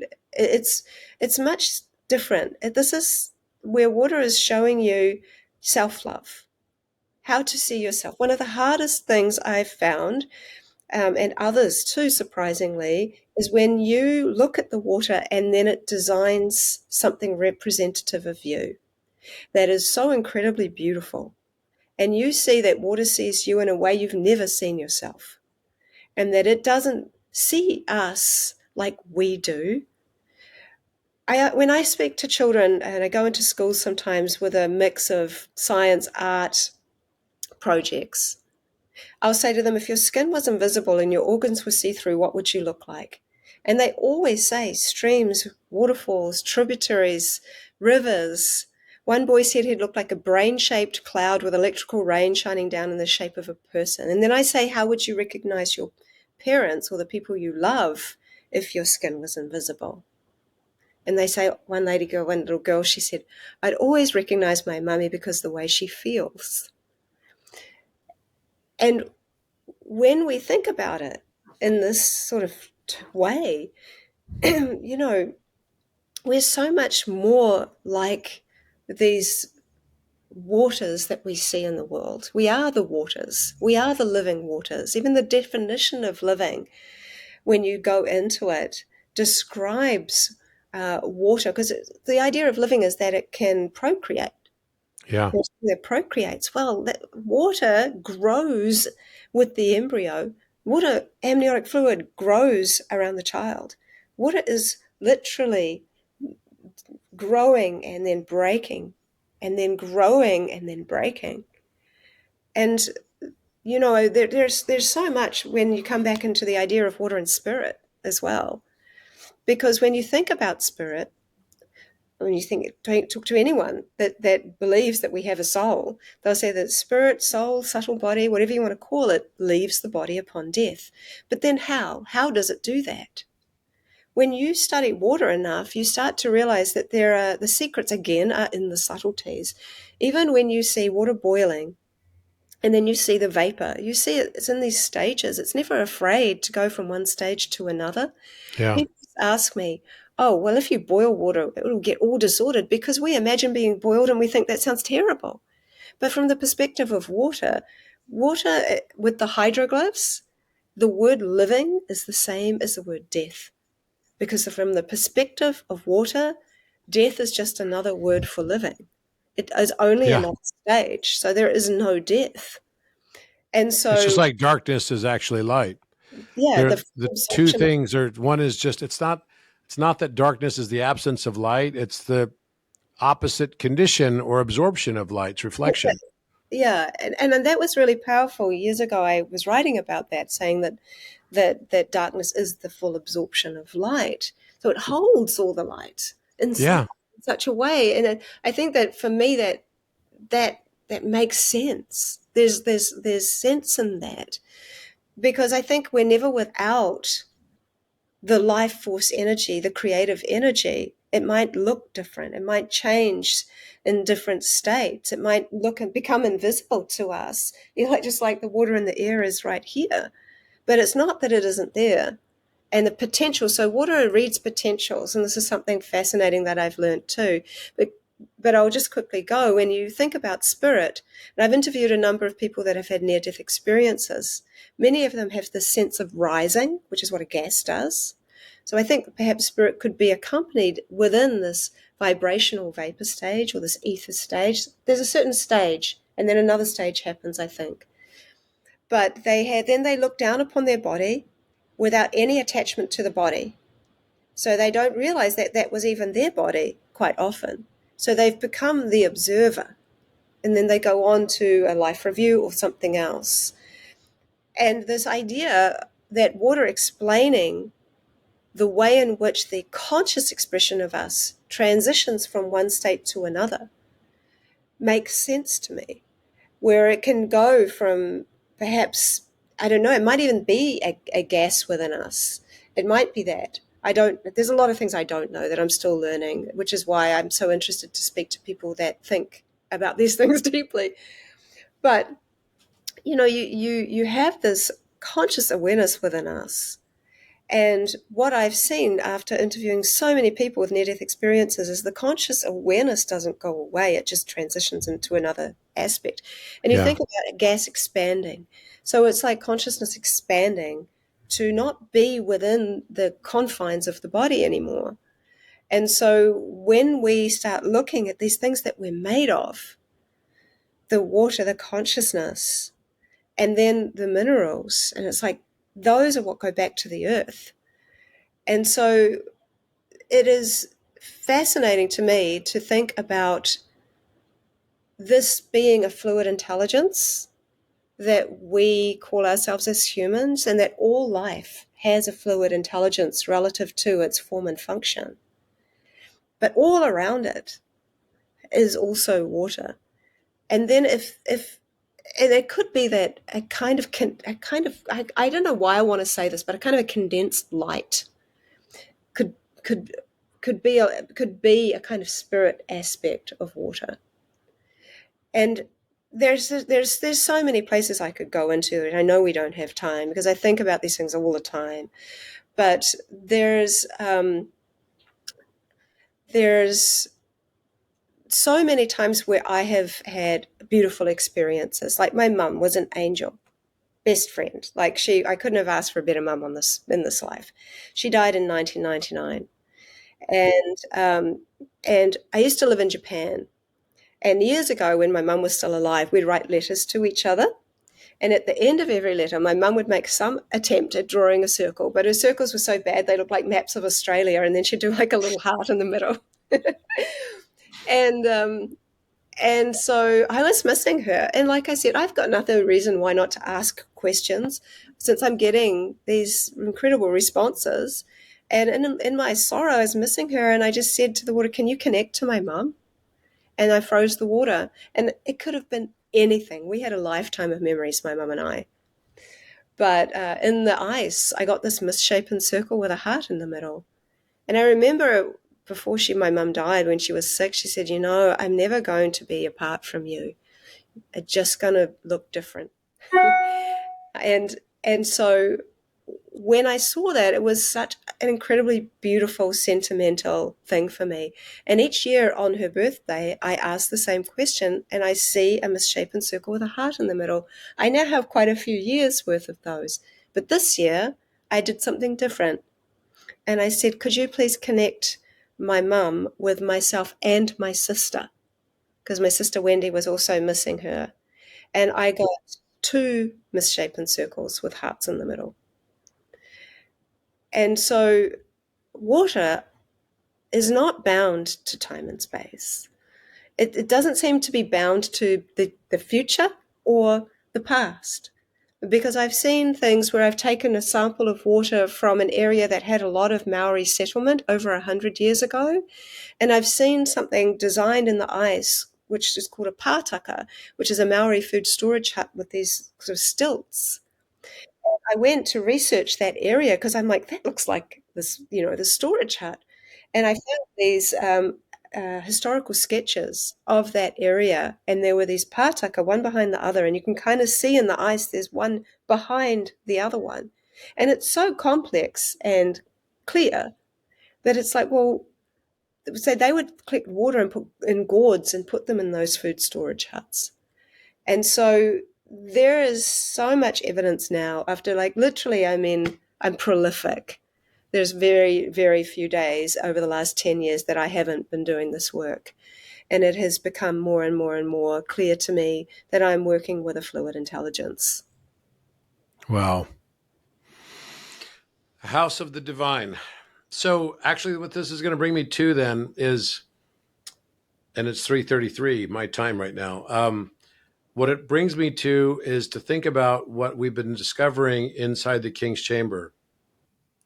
And the visions that I have, when I first discovered the Alpha Omega in 2018, I had this memory of being in there when it was placed there. And I remembered where I was and seeing exactly the same spot where then I snapped out of this memory and I'm back in this time dimension and I looked at the exact same spot and there was an alpha omega on the rim. And I knew that was like the tip of an iceberg. I knew there was so much more. And I just had a podcast this morning with Derek Olson, who has a page on social media called Megalithic Marvels. He's now become Stargate something, changed his name, but he goes all around the world, been to all these different sites and everything. And he went to Egypt and he found the Alpha Omega on the rim, and he's like, I can't believe nobody saw this before this. And it's not easy to see if you place direct light on it. You almost can't see it at all. You have to put the light to the side, and then it's like unmistakable. So what's interesting about it for me, though, is that I have also seen now mini petroglyphs all over the walls. And Heather Ensworth, who gave a presentation on the conference that you were hosting several weeks ago when I was in New York City, she did a podcast with Robert Comber, who works on my research team as well, and he's an astrologer who is an expert in both tropical and Vedic, but also an expert specifically in the deacons of astrology. And what I've seen there is that those, you call these, these glyphs, right? These water glyphs, or what did you call them? Hydroglyphs. Hydroglyphs. These hydroglyphs have a similar characteristic to what I'm calling these, granite petroglyphs. In that they seem to be there is a surface differential. We can actually lift some of it off using LiDAR and see some of the imagery through LiDAR, but it goes deep into the structure of the actual stone itself. Mm-hmm. And so they are almost like, granite crystalline glyphs. They're like crystal glyphs. Yeah. And I can't really explain it that well because it's the way I see it, as I see monks actually in meditation forming the glyphs on the walls through thought. And I mean, I know you've done work also with, and you're associated with people who have also done work on this, on liquid crystal, right? And so can we talk a little bit about that, the liquid crystal aspect? And does liquid crystal take the same forms? Does it have the same kind of characteristics in creating hydroglyphs, but in liquid crystal glyphs? And then what's the method you use to flash freeze that so you can perceive it? And then there seems to be something related to, we're going through this carbon structure, and you can look at all the planets and all of the stars in star systems. And, you could look out using the James Webb Telescope. And I believe that all of what we look at out in the distant sky is actually elements that are in gigantic form. Mm-hmm. And so you could see that a star system with a very yellowy sun is going to be carbon, because that's the color resonance frequency, right, of the terahertz layer of what carbon is. And you look at the dominant colors of carbon, it's going to be like this yellowy, orangish color.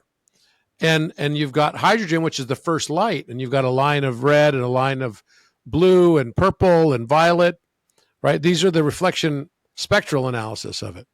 So as I think about this, you could then look at the whole different star systems and galaxies even, and say these are just gigantic elements off in the distance. And if this is the case, then what I've noticed is that markedly the sun has changed in its color. That noonday sun used to be, when I was a kid, I don't know if you remember this, a lot more yellow orangey than it is now. Yeah. It's a lot more yellow white now. And it's you have to look specifically at noonday. And what it feels like is that our solar system is going through a shift, as well that's reflective of what's happening inside of us.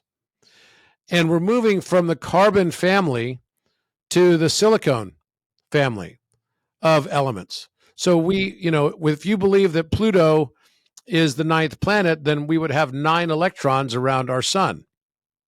And then for us to move into the next octave, you would then expect us to move up to a higher number of planets. So you would have 10. So fluorine would be 9. And then you've got neon. And then you've got 11 and 12, and 12 is magnesium, right?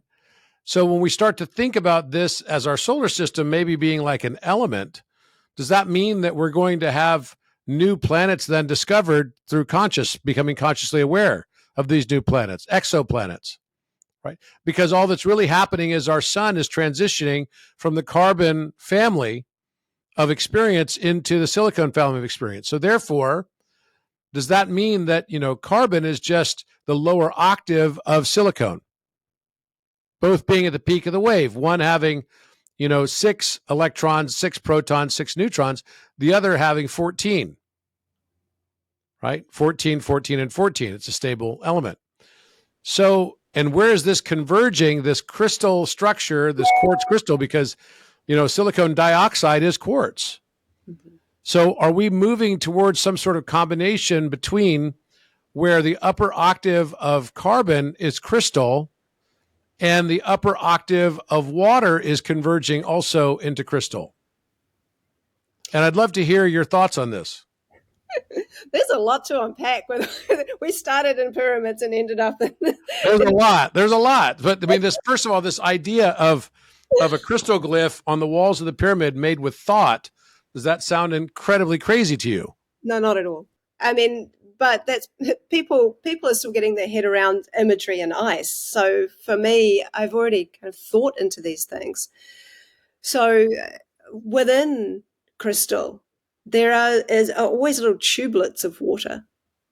So crystal is not just it is a solid kind of in its form, in the way that we can hold it and various things like that. But there are always little tubelets, tiny, minute tubelets of water within crystal. And I mentioned earlier, and I'll mention it now because I can complete what I was going to say, which I think is really important to this, is that water reads potentials. When I put a sunflower seed into the water and remove it, it doesn't design the seed, it designs the outcome of the seed. It designs the sunflower itself. I've done that with flax seeds. I've done that with apple seeds. I've even let the ice melt and then refrozen it and seen the apple design still there. So it holds the imprint for actually a long time. Seeds particularly do. So seeds are really, really powerful. And even in seeds, even the oldest, crustiest old seeds still have 10% of water in them. And it's the water that stores and holds the potential of the seed. Yeah, so, the DNA is within the superstructure of the water. So when you transfer that, to there being the minutest little bit of water within rock, within crystal, then you have water again reading all the potential of the crystal. And I don't know that we even know exactly all the potential of crystal yet, but I think that we have done in the past, and I think we've used it in the past. Therefore, I think the water within us has a memory of that, and we are able to access that. But the idea of putting thought into water is not abnormal to me at all, because I've been doing that for the last decade and seeing water immediately designing an impression of that thought in picture form and in hydroglyphs.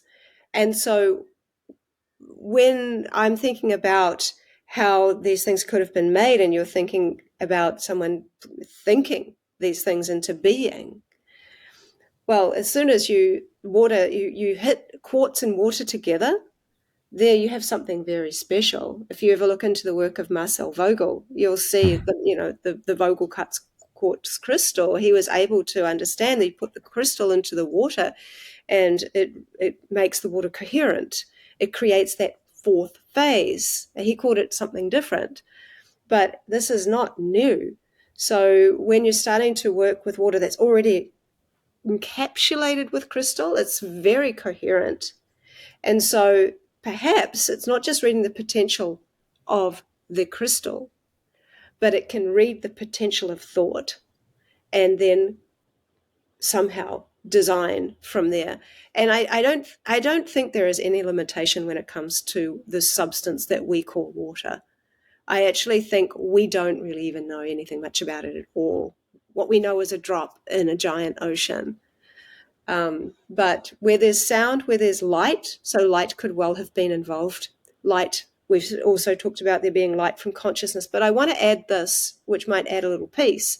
So I love to talk about this man. Sadly, he's passed. His name was Gennady Krokalev. He was a Russian scientist.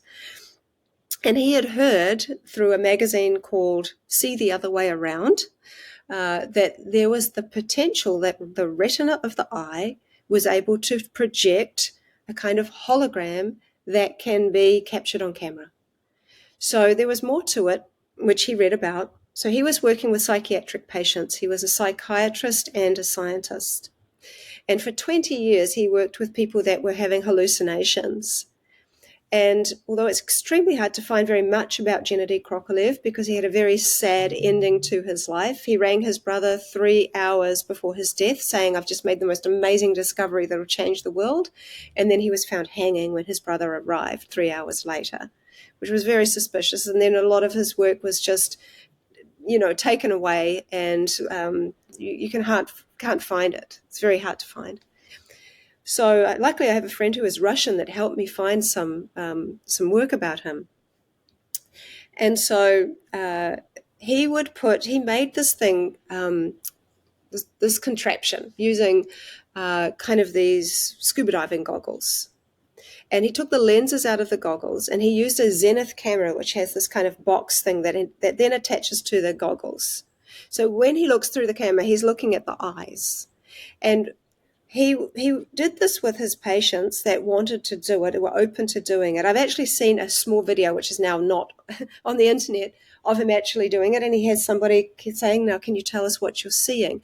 The key was that these patients were literally saying they were seeing. And from their perspective, they really were viewing something, seeing something, and that no one else could see.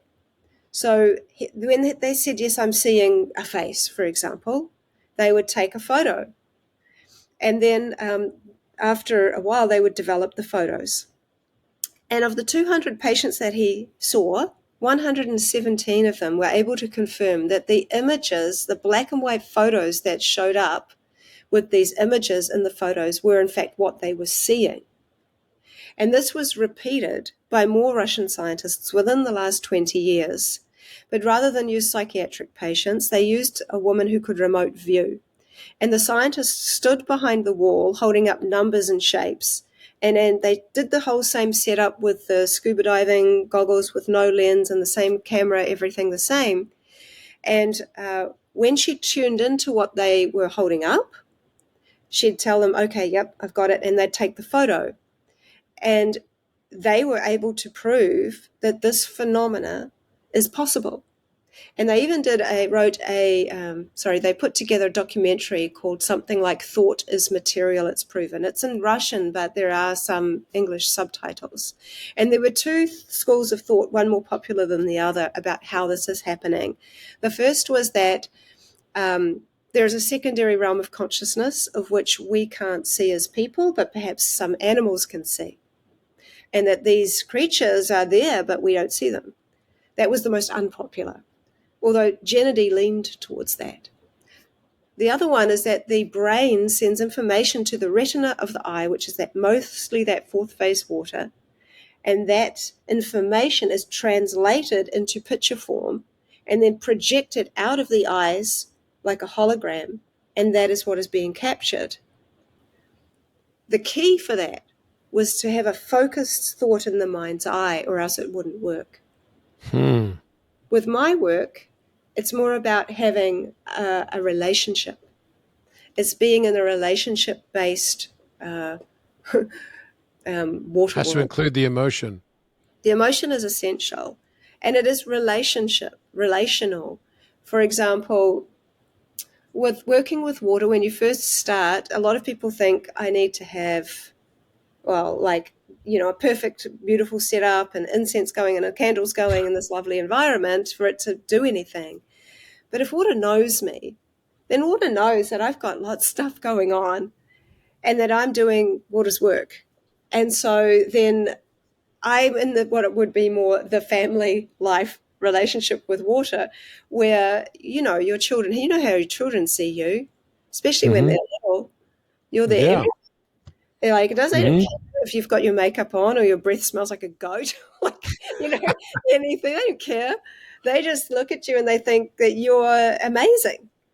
And Right. so the more that I'm in this family relationship with water where I don't feel like I have to be any certain way, but just be me, the better Mm-hmm. the result.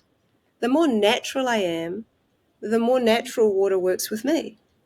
And so it is not that water is a machine that just does what I want, but there has to be an emotional, or at the very least a curiosity there Mm-hmm. for really complex things to happen. And so when you're thinking about that possibility, I think there is so much that we're just starting to remember. It feels like it's on the tip of our tongue. We're just nearly there. But I can Yeah. guarantee that the key to unlock the door to these ancient wisdoms is water. And it is in that liquid crystal phase that you're talking about.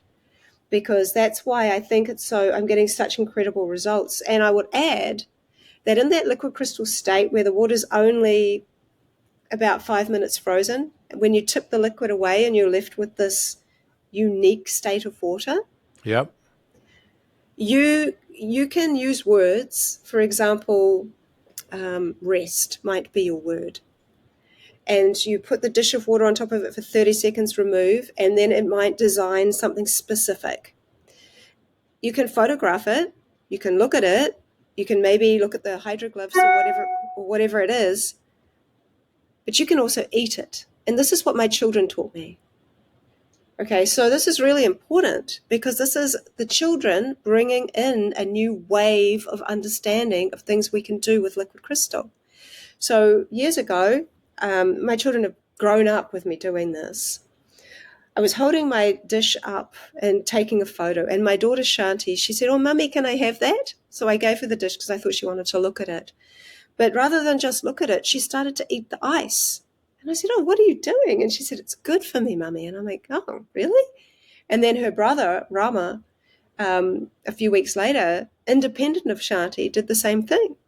And I'm like, what do these children know that I don't know? Because again, like you, I'm interested in patterns. And so as I started to teach my technique to a lot of different parents, I had parents ringing me and saying, my children keep eating the ice in the crystallography. And I'm like, my children have done that too. And then over the course of time, without getting into all the details, because we have a lot to unpack with that big question, I started to realize that water, when it forms in this ice state, is in form and it holds information. So using words, it's like water reverse engineers that word back to some kind of living principle.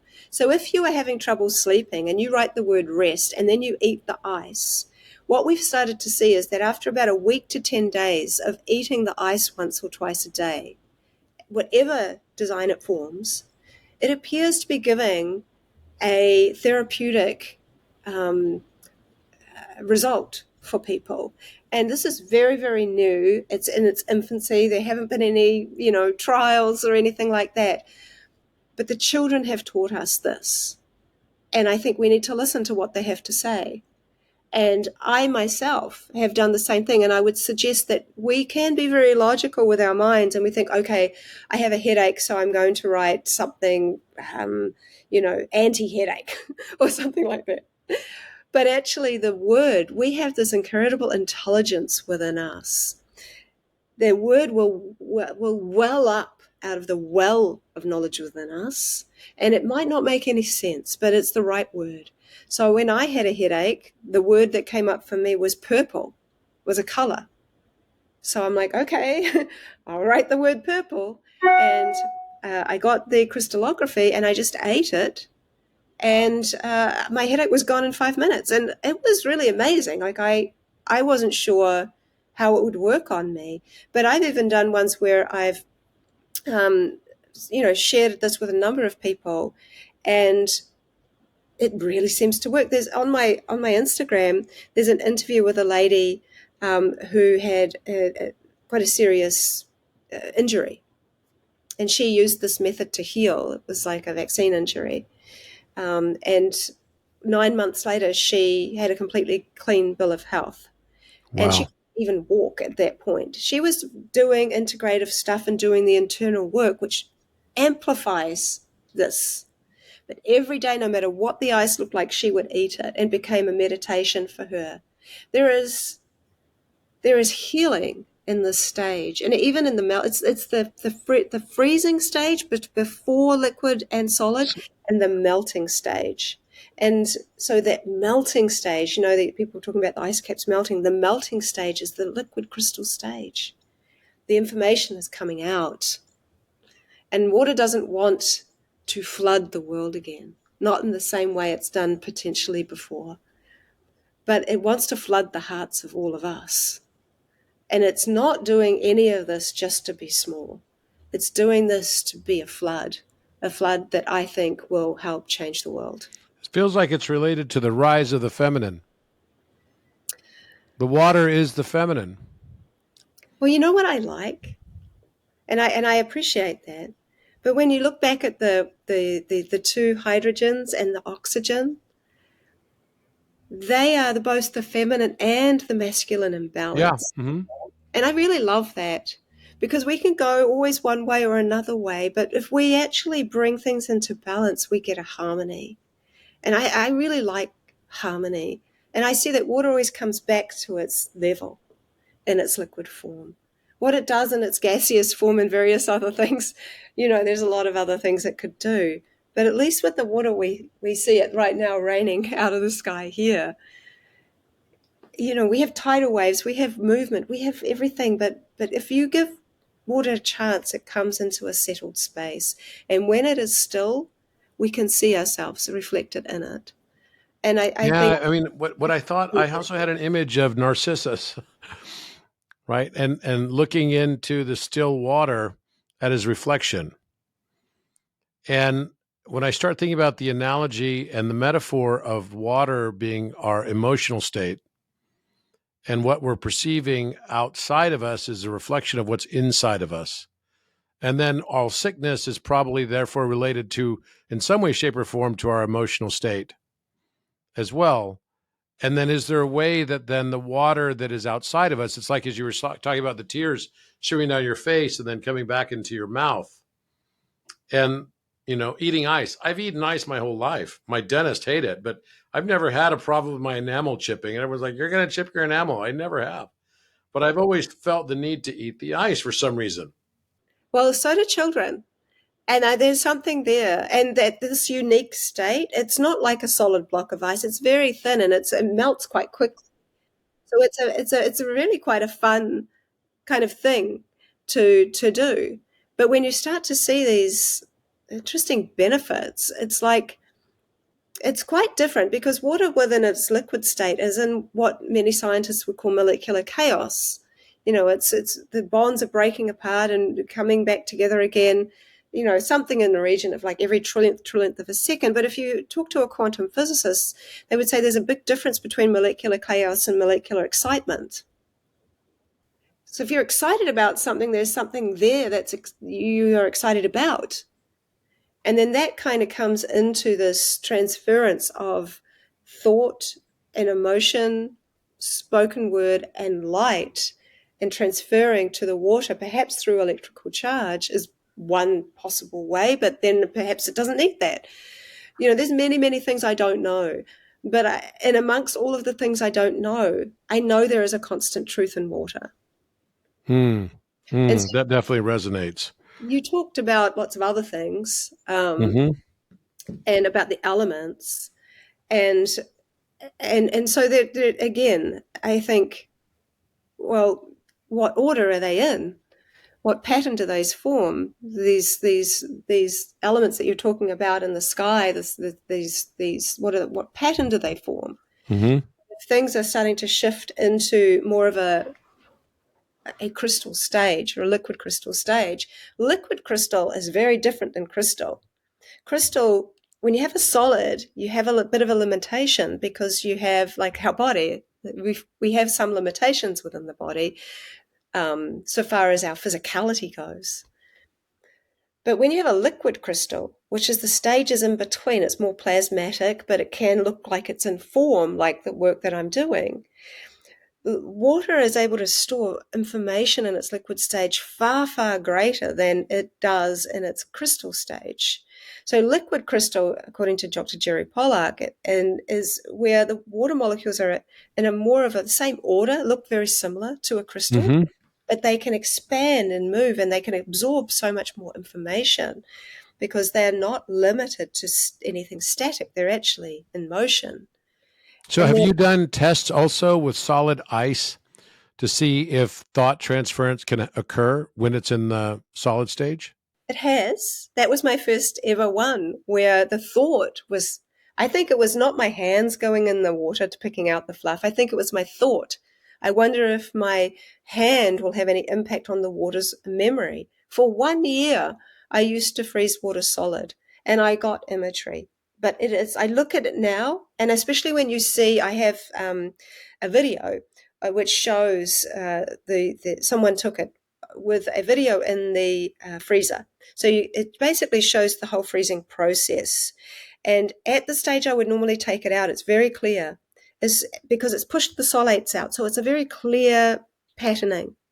As soon as those solates come back in, so if you are using spring water or salt water or tap water, the salts and minerals or anything else in the water is the second and third layer. So it's that covers it over. So when you have distilled water, you have clear ice. When you use another kind of water, it tends to be a bit cloudy, and that's the salts and minerals in the water. But what I found is that distilled water will not design complex imagery for me. It did with Emoto, but it didn't for me. It doesn't work for me. And I think that what I'm more interested in is how will water respond in an environment more alike to humans? Because we're not distilled water, we are like an ocean. And that marriage of salt and water is a key to storing information. So what I see with distilled water is it has a signature pattern, but it's more like an observer, only watching, not an active participant. Whereas the spring water that I tend to like to use most is both an active participant with the ability to observe, just like us as human beings. You ask anybody who's had, a near-death experience or dreamed and watched themselves in the dream time, or has had some out-of-body experience, or has had some kind of ayahuasca journey where they can observe themselves. There is the ability to observe. My son broke his wrist and he had to go to hospital, and they gave him ketamine so that they could set his arm. And the doctor said he'll be here but not here. And that was very true. And after he came back from that whole experience, he said he was watching himself from the corner of the room and he could comprehend what I was saying. And then he went into a whole nother experience, but he was the observer of his body outside of himself. So how can we be the observer of our body outside of ourselves when nearly everything that we experience is within this body? So it's like there's two worlds, the one we live on and the one we live in. And the Yeah. one we live in is the one we experience the world through. And so when we taste inside the body, hearing inside the body, seeing comes inside the body, touching comes inside the body, feeling comes inside the body. Everything is experienced within the body. So what do we experience outside of the body? And we can observe ourselves because we can see ourselves from another perspective that doesn't necessarily make sense to us, but we can observe ourselves. And so what is it that is that? How can we do that? And I think that that is another state of water. That is a conscious expression of water that is more in a vapor stage, that is able to potentially observe, just like people do when they've had near-death experiences, and come back in. And here's something really interesting about that. There was a study done on people who had been born blind. So People that are born blind, when they dream in the senses they experience in the world, but not sight. So they dream in feelings and touching and smell and hearing. Yeah. So people that have been blinded later in life dream in pictures like we do. Now, there was a study done on 17 people who had been born blind, who had near-death experiences, who had died and came back, that were all verifiable, and there were people there who were able to verify what they said afterwards. Every single one of them came back telling everyone what they saw. They described the people, they described the room, they described what they saw as spirit. And when they came back into their body, they were blind again, but they were able to express everything they saw, and some of them started to dream in pictures afterwards. So what is it that sees, is my question. And that, I think, is in alignment with one of the aspects of water, stages of water, that is the house of the divine and conscious expression, that is able to be the observer. It's one tiny, minute aspect. So within Well, that's our, interesting because it makes me think about being able to experience space-time differently through the perception of the water, which is not bound by linear time. yeah. Well, there's a lady doing some work called aquaphotonics, and I'm going to botch this probably because it's very hard to explain. But essentially, what she's using to look at cells Water of, lasers. yeah, water lasers. Yeah, Yep. like using water as a mirror Yeah. and light. And I think that, when I was little, and maybe you had this experience, I think many children do. I used to skip along on my way to the dairy, which is what you guys call a store. And when it had been raining, there would be puddles. And I'd look down into the puddle at the reflection and I'd think, oh, I wonder if this is the real world, or if actually the real world is in the water down below. And I'm just seeing some other version of it right now. What if, like, there's this liquid below our feet, within the Earth's mantle, of which there is the primary water held within the ringwoodite, which is a crystal, and there's more of that drinkable water in the Earth's mantle than all Yeah. the It's water. 4 times the oceans. Yeah. So huge, but that's a liquid crystal state, and we're walking upon it. There might be layers of earth between us, but that's nothing for water. With water's the mirror, and it seems to see all. Where I've done so much work where I've seen that water sees things that I don't see. For example, um, I was doing some work. I have an everything drawer, right? So I pull something out of the everything drawer and I put it on my dish sometimes just to see what will happen. And so I had a butter knife and I put it on the dish. Okay. This is a very uninteresting, really, subject matter. But anyway, I did it. And I hadn't taken any notice of the things that were around me. And there were these two coasters nearby. And so when water froze, it designed the butter knife, but it designed the coasters in the background. And there was also a time where someone had sent me a video of, it was horrible, really, but there's pigs in a truck, and this one pig jumped out of the truck to escape. They were being taken to the abattoir, and the pig survived and ended up having a good life. But when the dish was beside my computer when I was watching that, and when I Mm-hmm. played it didn't just design one pig, it designed two pigs, one above the other. And I have this sense that water is not limited to what we see. And I expect there was another pig wanting to jump out with it. And more and more, I see that water sees the things we don't see as well as the things we do. It also sees and feels what we feel, and it reads our energy. Back to Jonathan Butts, he was saying that they would have to stand several feet away from the water because it would constantly be picking up on their energetic field. And so it has this radar, and it's not just interested in what's the physical things. It seems much more interested in the emotional body, the subtle body, Yeah. because that is a part of itself. Yeah. If we go back to the question of if your skin was invisible and your organs were see through, what would you look like? We would see that we were fluid. We were more like the Yeah. ocean. And same with all of life, and so it's like, well, if we urinate and the water isn't staying, it's kind of going. When we have a glass of water, people always ask me what's the best water to drink and all this thing. Well, that water's managed to find its way to you. If we think about that, there are millions of people in the world, and the water in your glass has managed to find its way to you. That water has something there. It has a connection to you. There is this saying, I don't remember the word, but there's a Korean idea and or thought process that even if when you're walking in a street and your clothing just brushes past somebody else's clothing, that means you have one layer of this Korean word I can't remember. It's like connection. And when you marry someone, you've had 8,000 layers of connection. And so within these connectors, I think of it like light connecting. Water and light are always together. Water absorbs the light. And so there's something very deep within that whole concept. And we're going into these esoteric areas of water.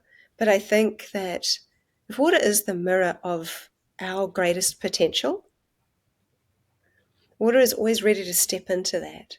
And what excites me is that unlike Tesla's work and Victor Schauberger's work, where later in their life it was taken and can be used for negative things, since water doesn't resonate at a negative frequency, nor will design complexly. And we keep talking about imprinting water. We are, like, when we're coming back to the best water to drink, I'd say you're the welcoming committee. It's like if you open the door and you just ignore a relative at the door, that doesn't make them feel very good. Your healing is really up to you. I've seen this where someone I know very, very wealthy just goes and gets the most pristine, water from the Alps or wherever, and is drinking that, thinking that that will heal them based off their understanding or their, limited relationship with water, but just that this equals this. But there's a little equation where it says love plus love equals love. But love plus anything else can be a little bit different. And so when this other person, and all they could use was filtered tap water, that's the best they had. They couldn't afford anything else. But every single time what they did was invite this water into them with gratitude, with a thank you, with a recognition that this is another life force energy that is entering into me. And rather than it being about what water can do for you, I think it's more powerful to think and turn it around and think, what can I do for this water? When I was in the height of the whole COVID thing, I was flying to the States and I sat next to this woman who had a cold, and she was like coughing and snotty nose, and everybody was like looking at her like she was a leper. And I'd be honest, the first thing that I thought was, oh God, I hope I don't get sick. And then I laughed at myself and I'm like, you know better than this. I spent my whole time taking care of her, gave her some Reiki, made sure she had warm water. I looked after her. I never got sick. And I knew I wouldn't get sick because I'd changed how I approached that. And so I think that with water, with all of these things about restructuring and all this stuff, I mean, with this one lady, with her filtered tap water, and I'm not saying we should drink filtered tap water. I personally love to go and collect my spring water because I like to know where it came from. But, we have what we have. And we are luckier than so much of the rest of the world that has to walk for water. And we don't even really know what that's like unless we've experienced it. But the power's within us. That's what I keep seeing. We are the house of something divine within us. And water sees us truly, the way I wish that we could see ourselves. Sometimes the hardest thing is to see yourself as It's so something. interesting, this concept. I looked up the molecular structure of granite, and interestingly, it was 72% silica, which is the structure of, it's silicone and silicon dioxide. It's quartz. And it's much greater than what they've always quoted. I've always heard, rose granite was 55%, but all granite on average is 72%. That's huge. Yeah, and quartz is a conductor. So, I mean, it's in all of our technology to store information. We're talking about, and then within the quartz, there is the rivulets of water. Oh, for sure. For sure. There's water all throughout that structure. So it really is, granite is that merger, probably better than any other thing, to create the merger between the crystal and the water. Mm-hmm. Probably why the King's Chamber is made out of it exclusively. What happens if and so there's what's the called? What is the stone called that when you bang it, it kind of tones? Do you remember? Has a resonance? Yes. Well, granite will do that. Right. But it'll come to me probably after this. But in the Auckland Museum, they have this special type of stone, and it's a lot throughout the Middle East. And it actually has it almost sounds hollow. It's like a ringtone. But, within the granite, if you hit that, and if there's any resonance there, you get to the vibration will make a difference. So when you've got thought, you've got vibration, you've got water, you've got light. Where's the light part coming from? Is that a piece? I think it has to be. I mean, first of all, everything has light. The oxygen, the hydrogen, the first light of the periodic table is hydrogen. And the infrared light system is really interesting. Yeah. Jerry was telling me, Dr. Jerry Pollock was telling me that there is a spider that one of the same spider, one of those spiders live in a cave that never ever sees the light. And then the other one is in the light doing spider things in the light. And the one that does spider things in the light lives for about 40 to 50 days. But the one in the cave that never sees the light, that's only an infrared light, can live up to 40 years. The same thing with the queen termite. She never leaves the termite house, so to speak. Whereas the little other termites are out in the day doing all their things. And they only live, for 40 days or so. And the queen, she lives for years and years and years. It's probably something related to radiation exposure. Could be. I think it could have something to do with the infrared light that's inside the earth. Yeah, it's fascinating. Well, I wrote this thing, and then we could probably finish. I'll read it to you and see what your thoughts are. This was ether versus plasma versus water. Ether is the subconscious thought ideation medium that brings information to coherence of consciousness and into the physical plane.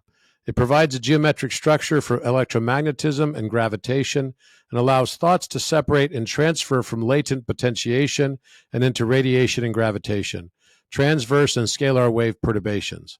The wave perturbations evolve into rapidly spinning vortices of polarity and angular momentum, which eventually take material form as atoms to the observer, the conscious mind. The ether structures the geometry that invisibly shapes thoughts into material form.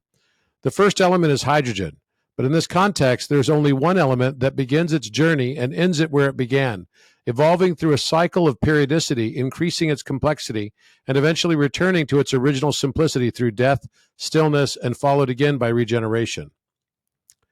Plasma is the state of gas that is heated and excited, ionized, and at their maximum stellated forms of geometric objects.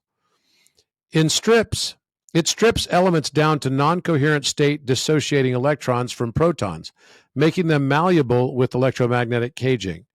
In this electron soup, matter arranges en masse into higher and lower densities based on electromagnetic transverse and scalar geometric wave stimuli. The higher frequency the electromagnetic stimulus, the greater the geometric complexity, number of electrons and density, and the shorter the element's shelf life. Whereas ether allows thoughts and ideas to manipulate the waves of potentiality and electricity and arrange these coherent information geometrically without matter and without mass. Plasma is a gaseous state that allows for the arrangement and rearrangement of matter and mass by introducing geometry of form in multidimensional and fractal cymatic polyhedra that cohere matter already existing into different states of said matter. So transmutation.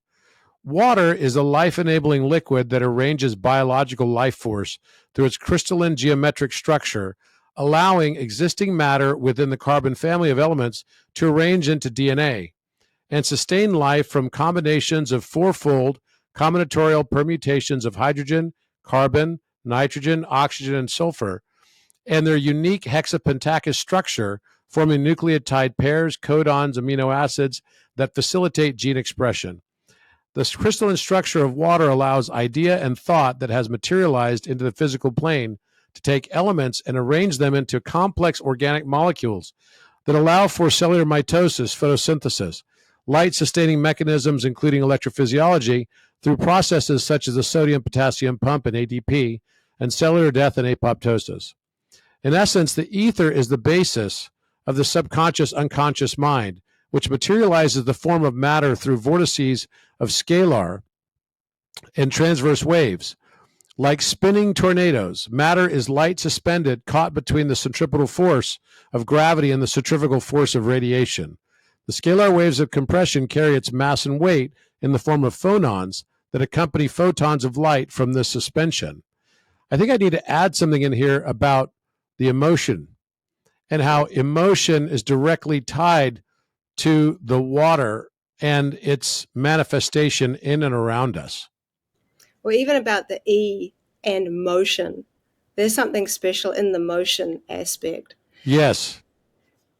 Well, I'm sure you can go into that. But the subconscious is really an interesting one, because I was always asking the question, is water conscious, or is my consciousness impacting the water? And how can I, as a conscious being, not be the observer? And I thought, well, what happens when I'm dreaming? So I did a study when I was living somewhere kind of remote for nearly 4 months, where I'd put the dish of water beside my bed before I go to sleep, and I sleep in darkness. And I moved the freezer into the bedroom so I could do it like immediately. And when I would go to sleep, when I'd wake up, for the dreams that I knew I'd dreamt but I'd forgotten, you know when you have a dream and you know you've dreamed, and the more you try to remember it, the quicker it goes. When that happened, that would be when I would freeze the water immediately. If I remembered the dream, I wouldn't do it, because that would mean I could project any thought of the dream into the water. So I did this for, quite a long time, every night. And I ended up with around about 30 dreams that I had forgotten. And what was incredible to me was that the imagery that came from the dream time in the ice was almost clearer than the incredible imagery that I get in my day-to-day waking state. And what was incredible was that the imagery was so clear that it would jog my memory of the entire dream, and I was able to record the dream. And so how is it that water can accompany me on the dream time, in this dream space, in this in-between space, through the subconscious terrain? But it can, and I've seen it so often. Maybe it's because you're more tied into the subconscious and there's a coherence. And so therefore the amplitude is more clear. It's not attenuated. Mm. Well, I always think that truth has to be simple. There's got to be something simple there.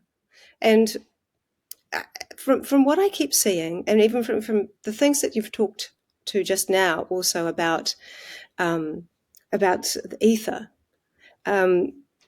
the design for the energy of the word creation looks like multiple waves with little seeds in the bottom.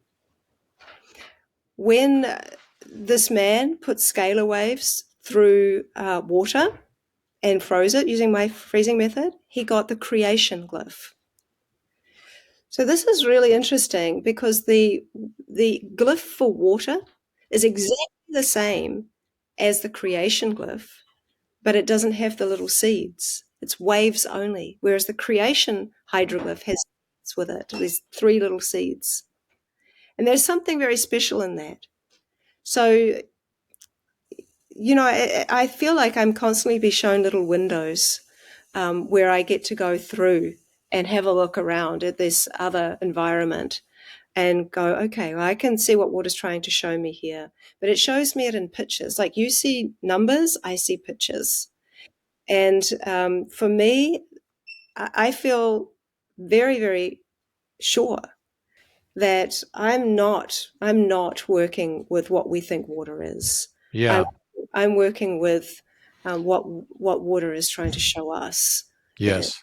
It's very conscious. And it reminds me, when I discovered the prime number pattern and published it, I got an invite to go teach the Dalai Lama this prime number pattern in Dharamsala, India. So I went and I took Nassim Haramein with me, and I brought a stem cell biologist and a couple other physicists as well.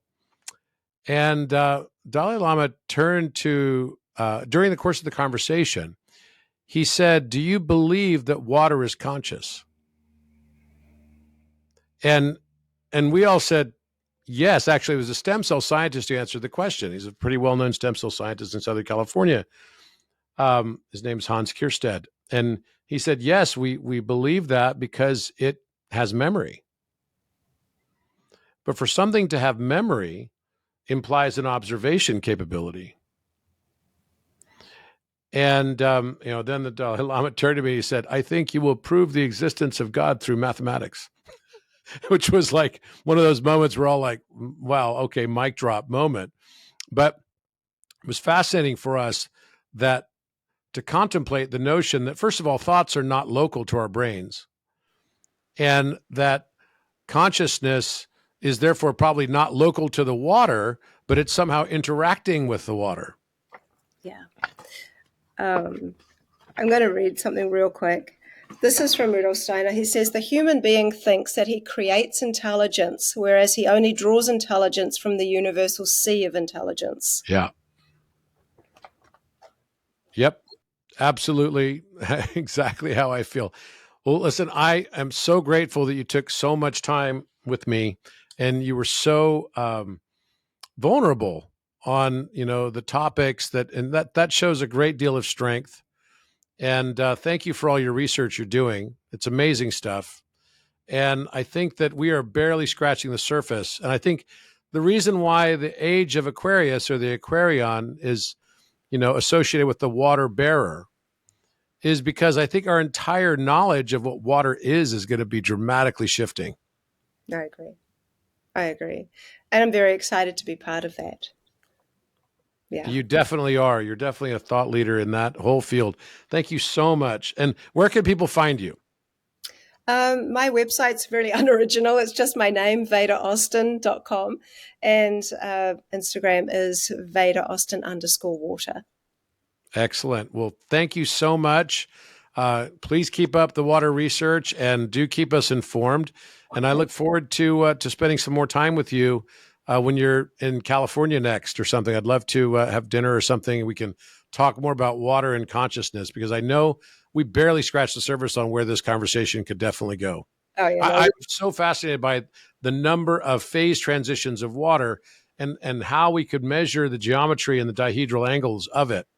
And also, I think the special, 108 degree dihedral creates something very, very special. And I'm not sure if it's easy water or if it's this transition phase between, water as it's melting or almost like a gel-like substance.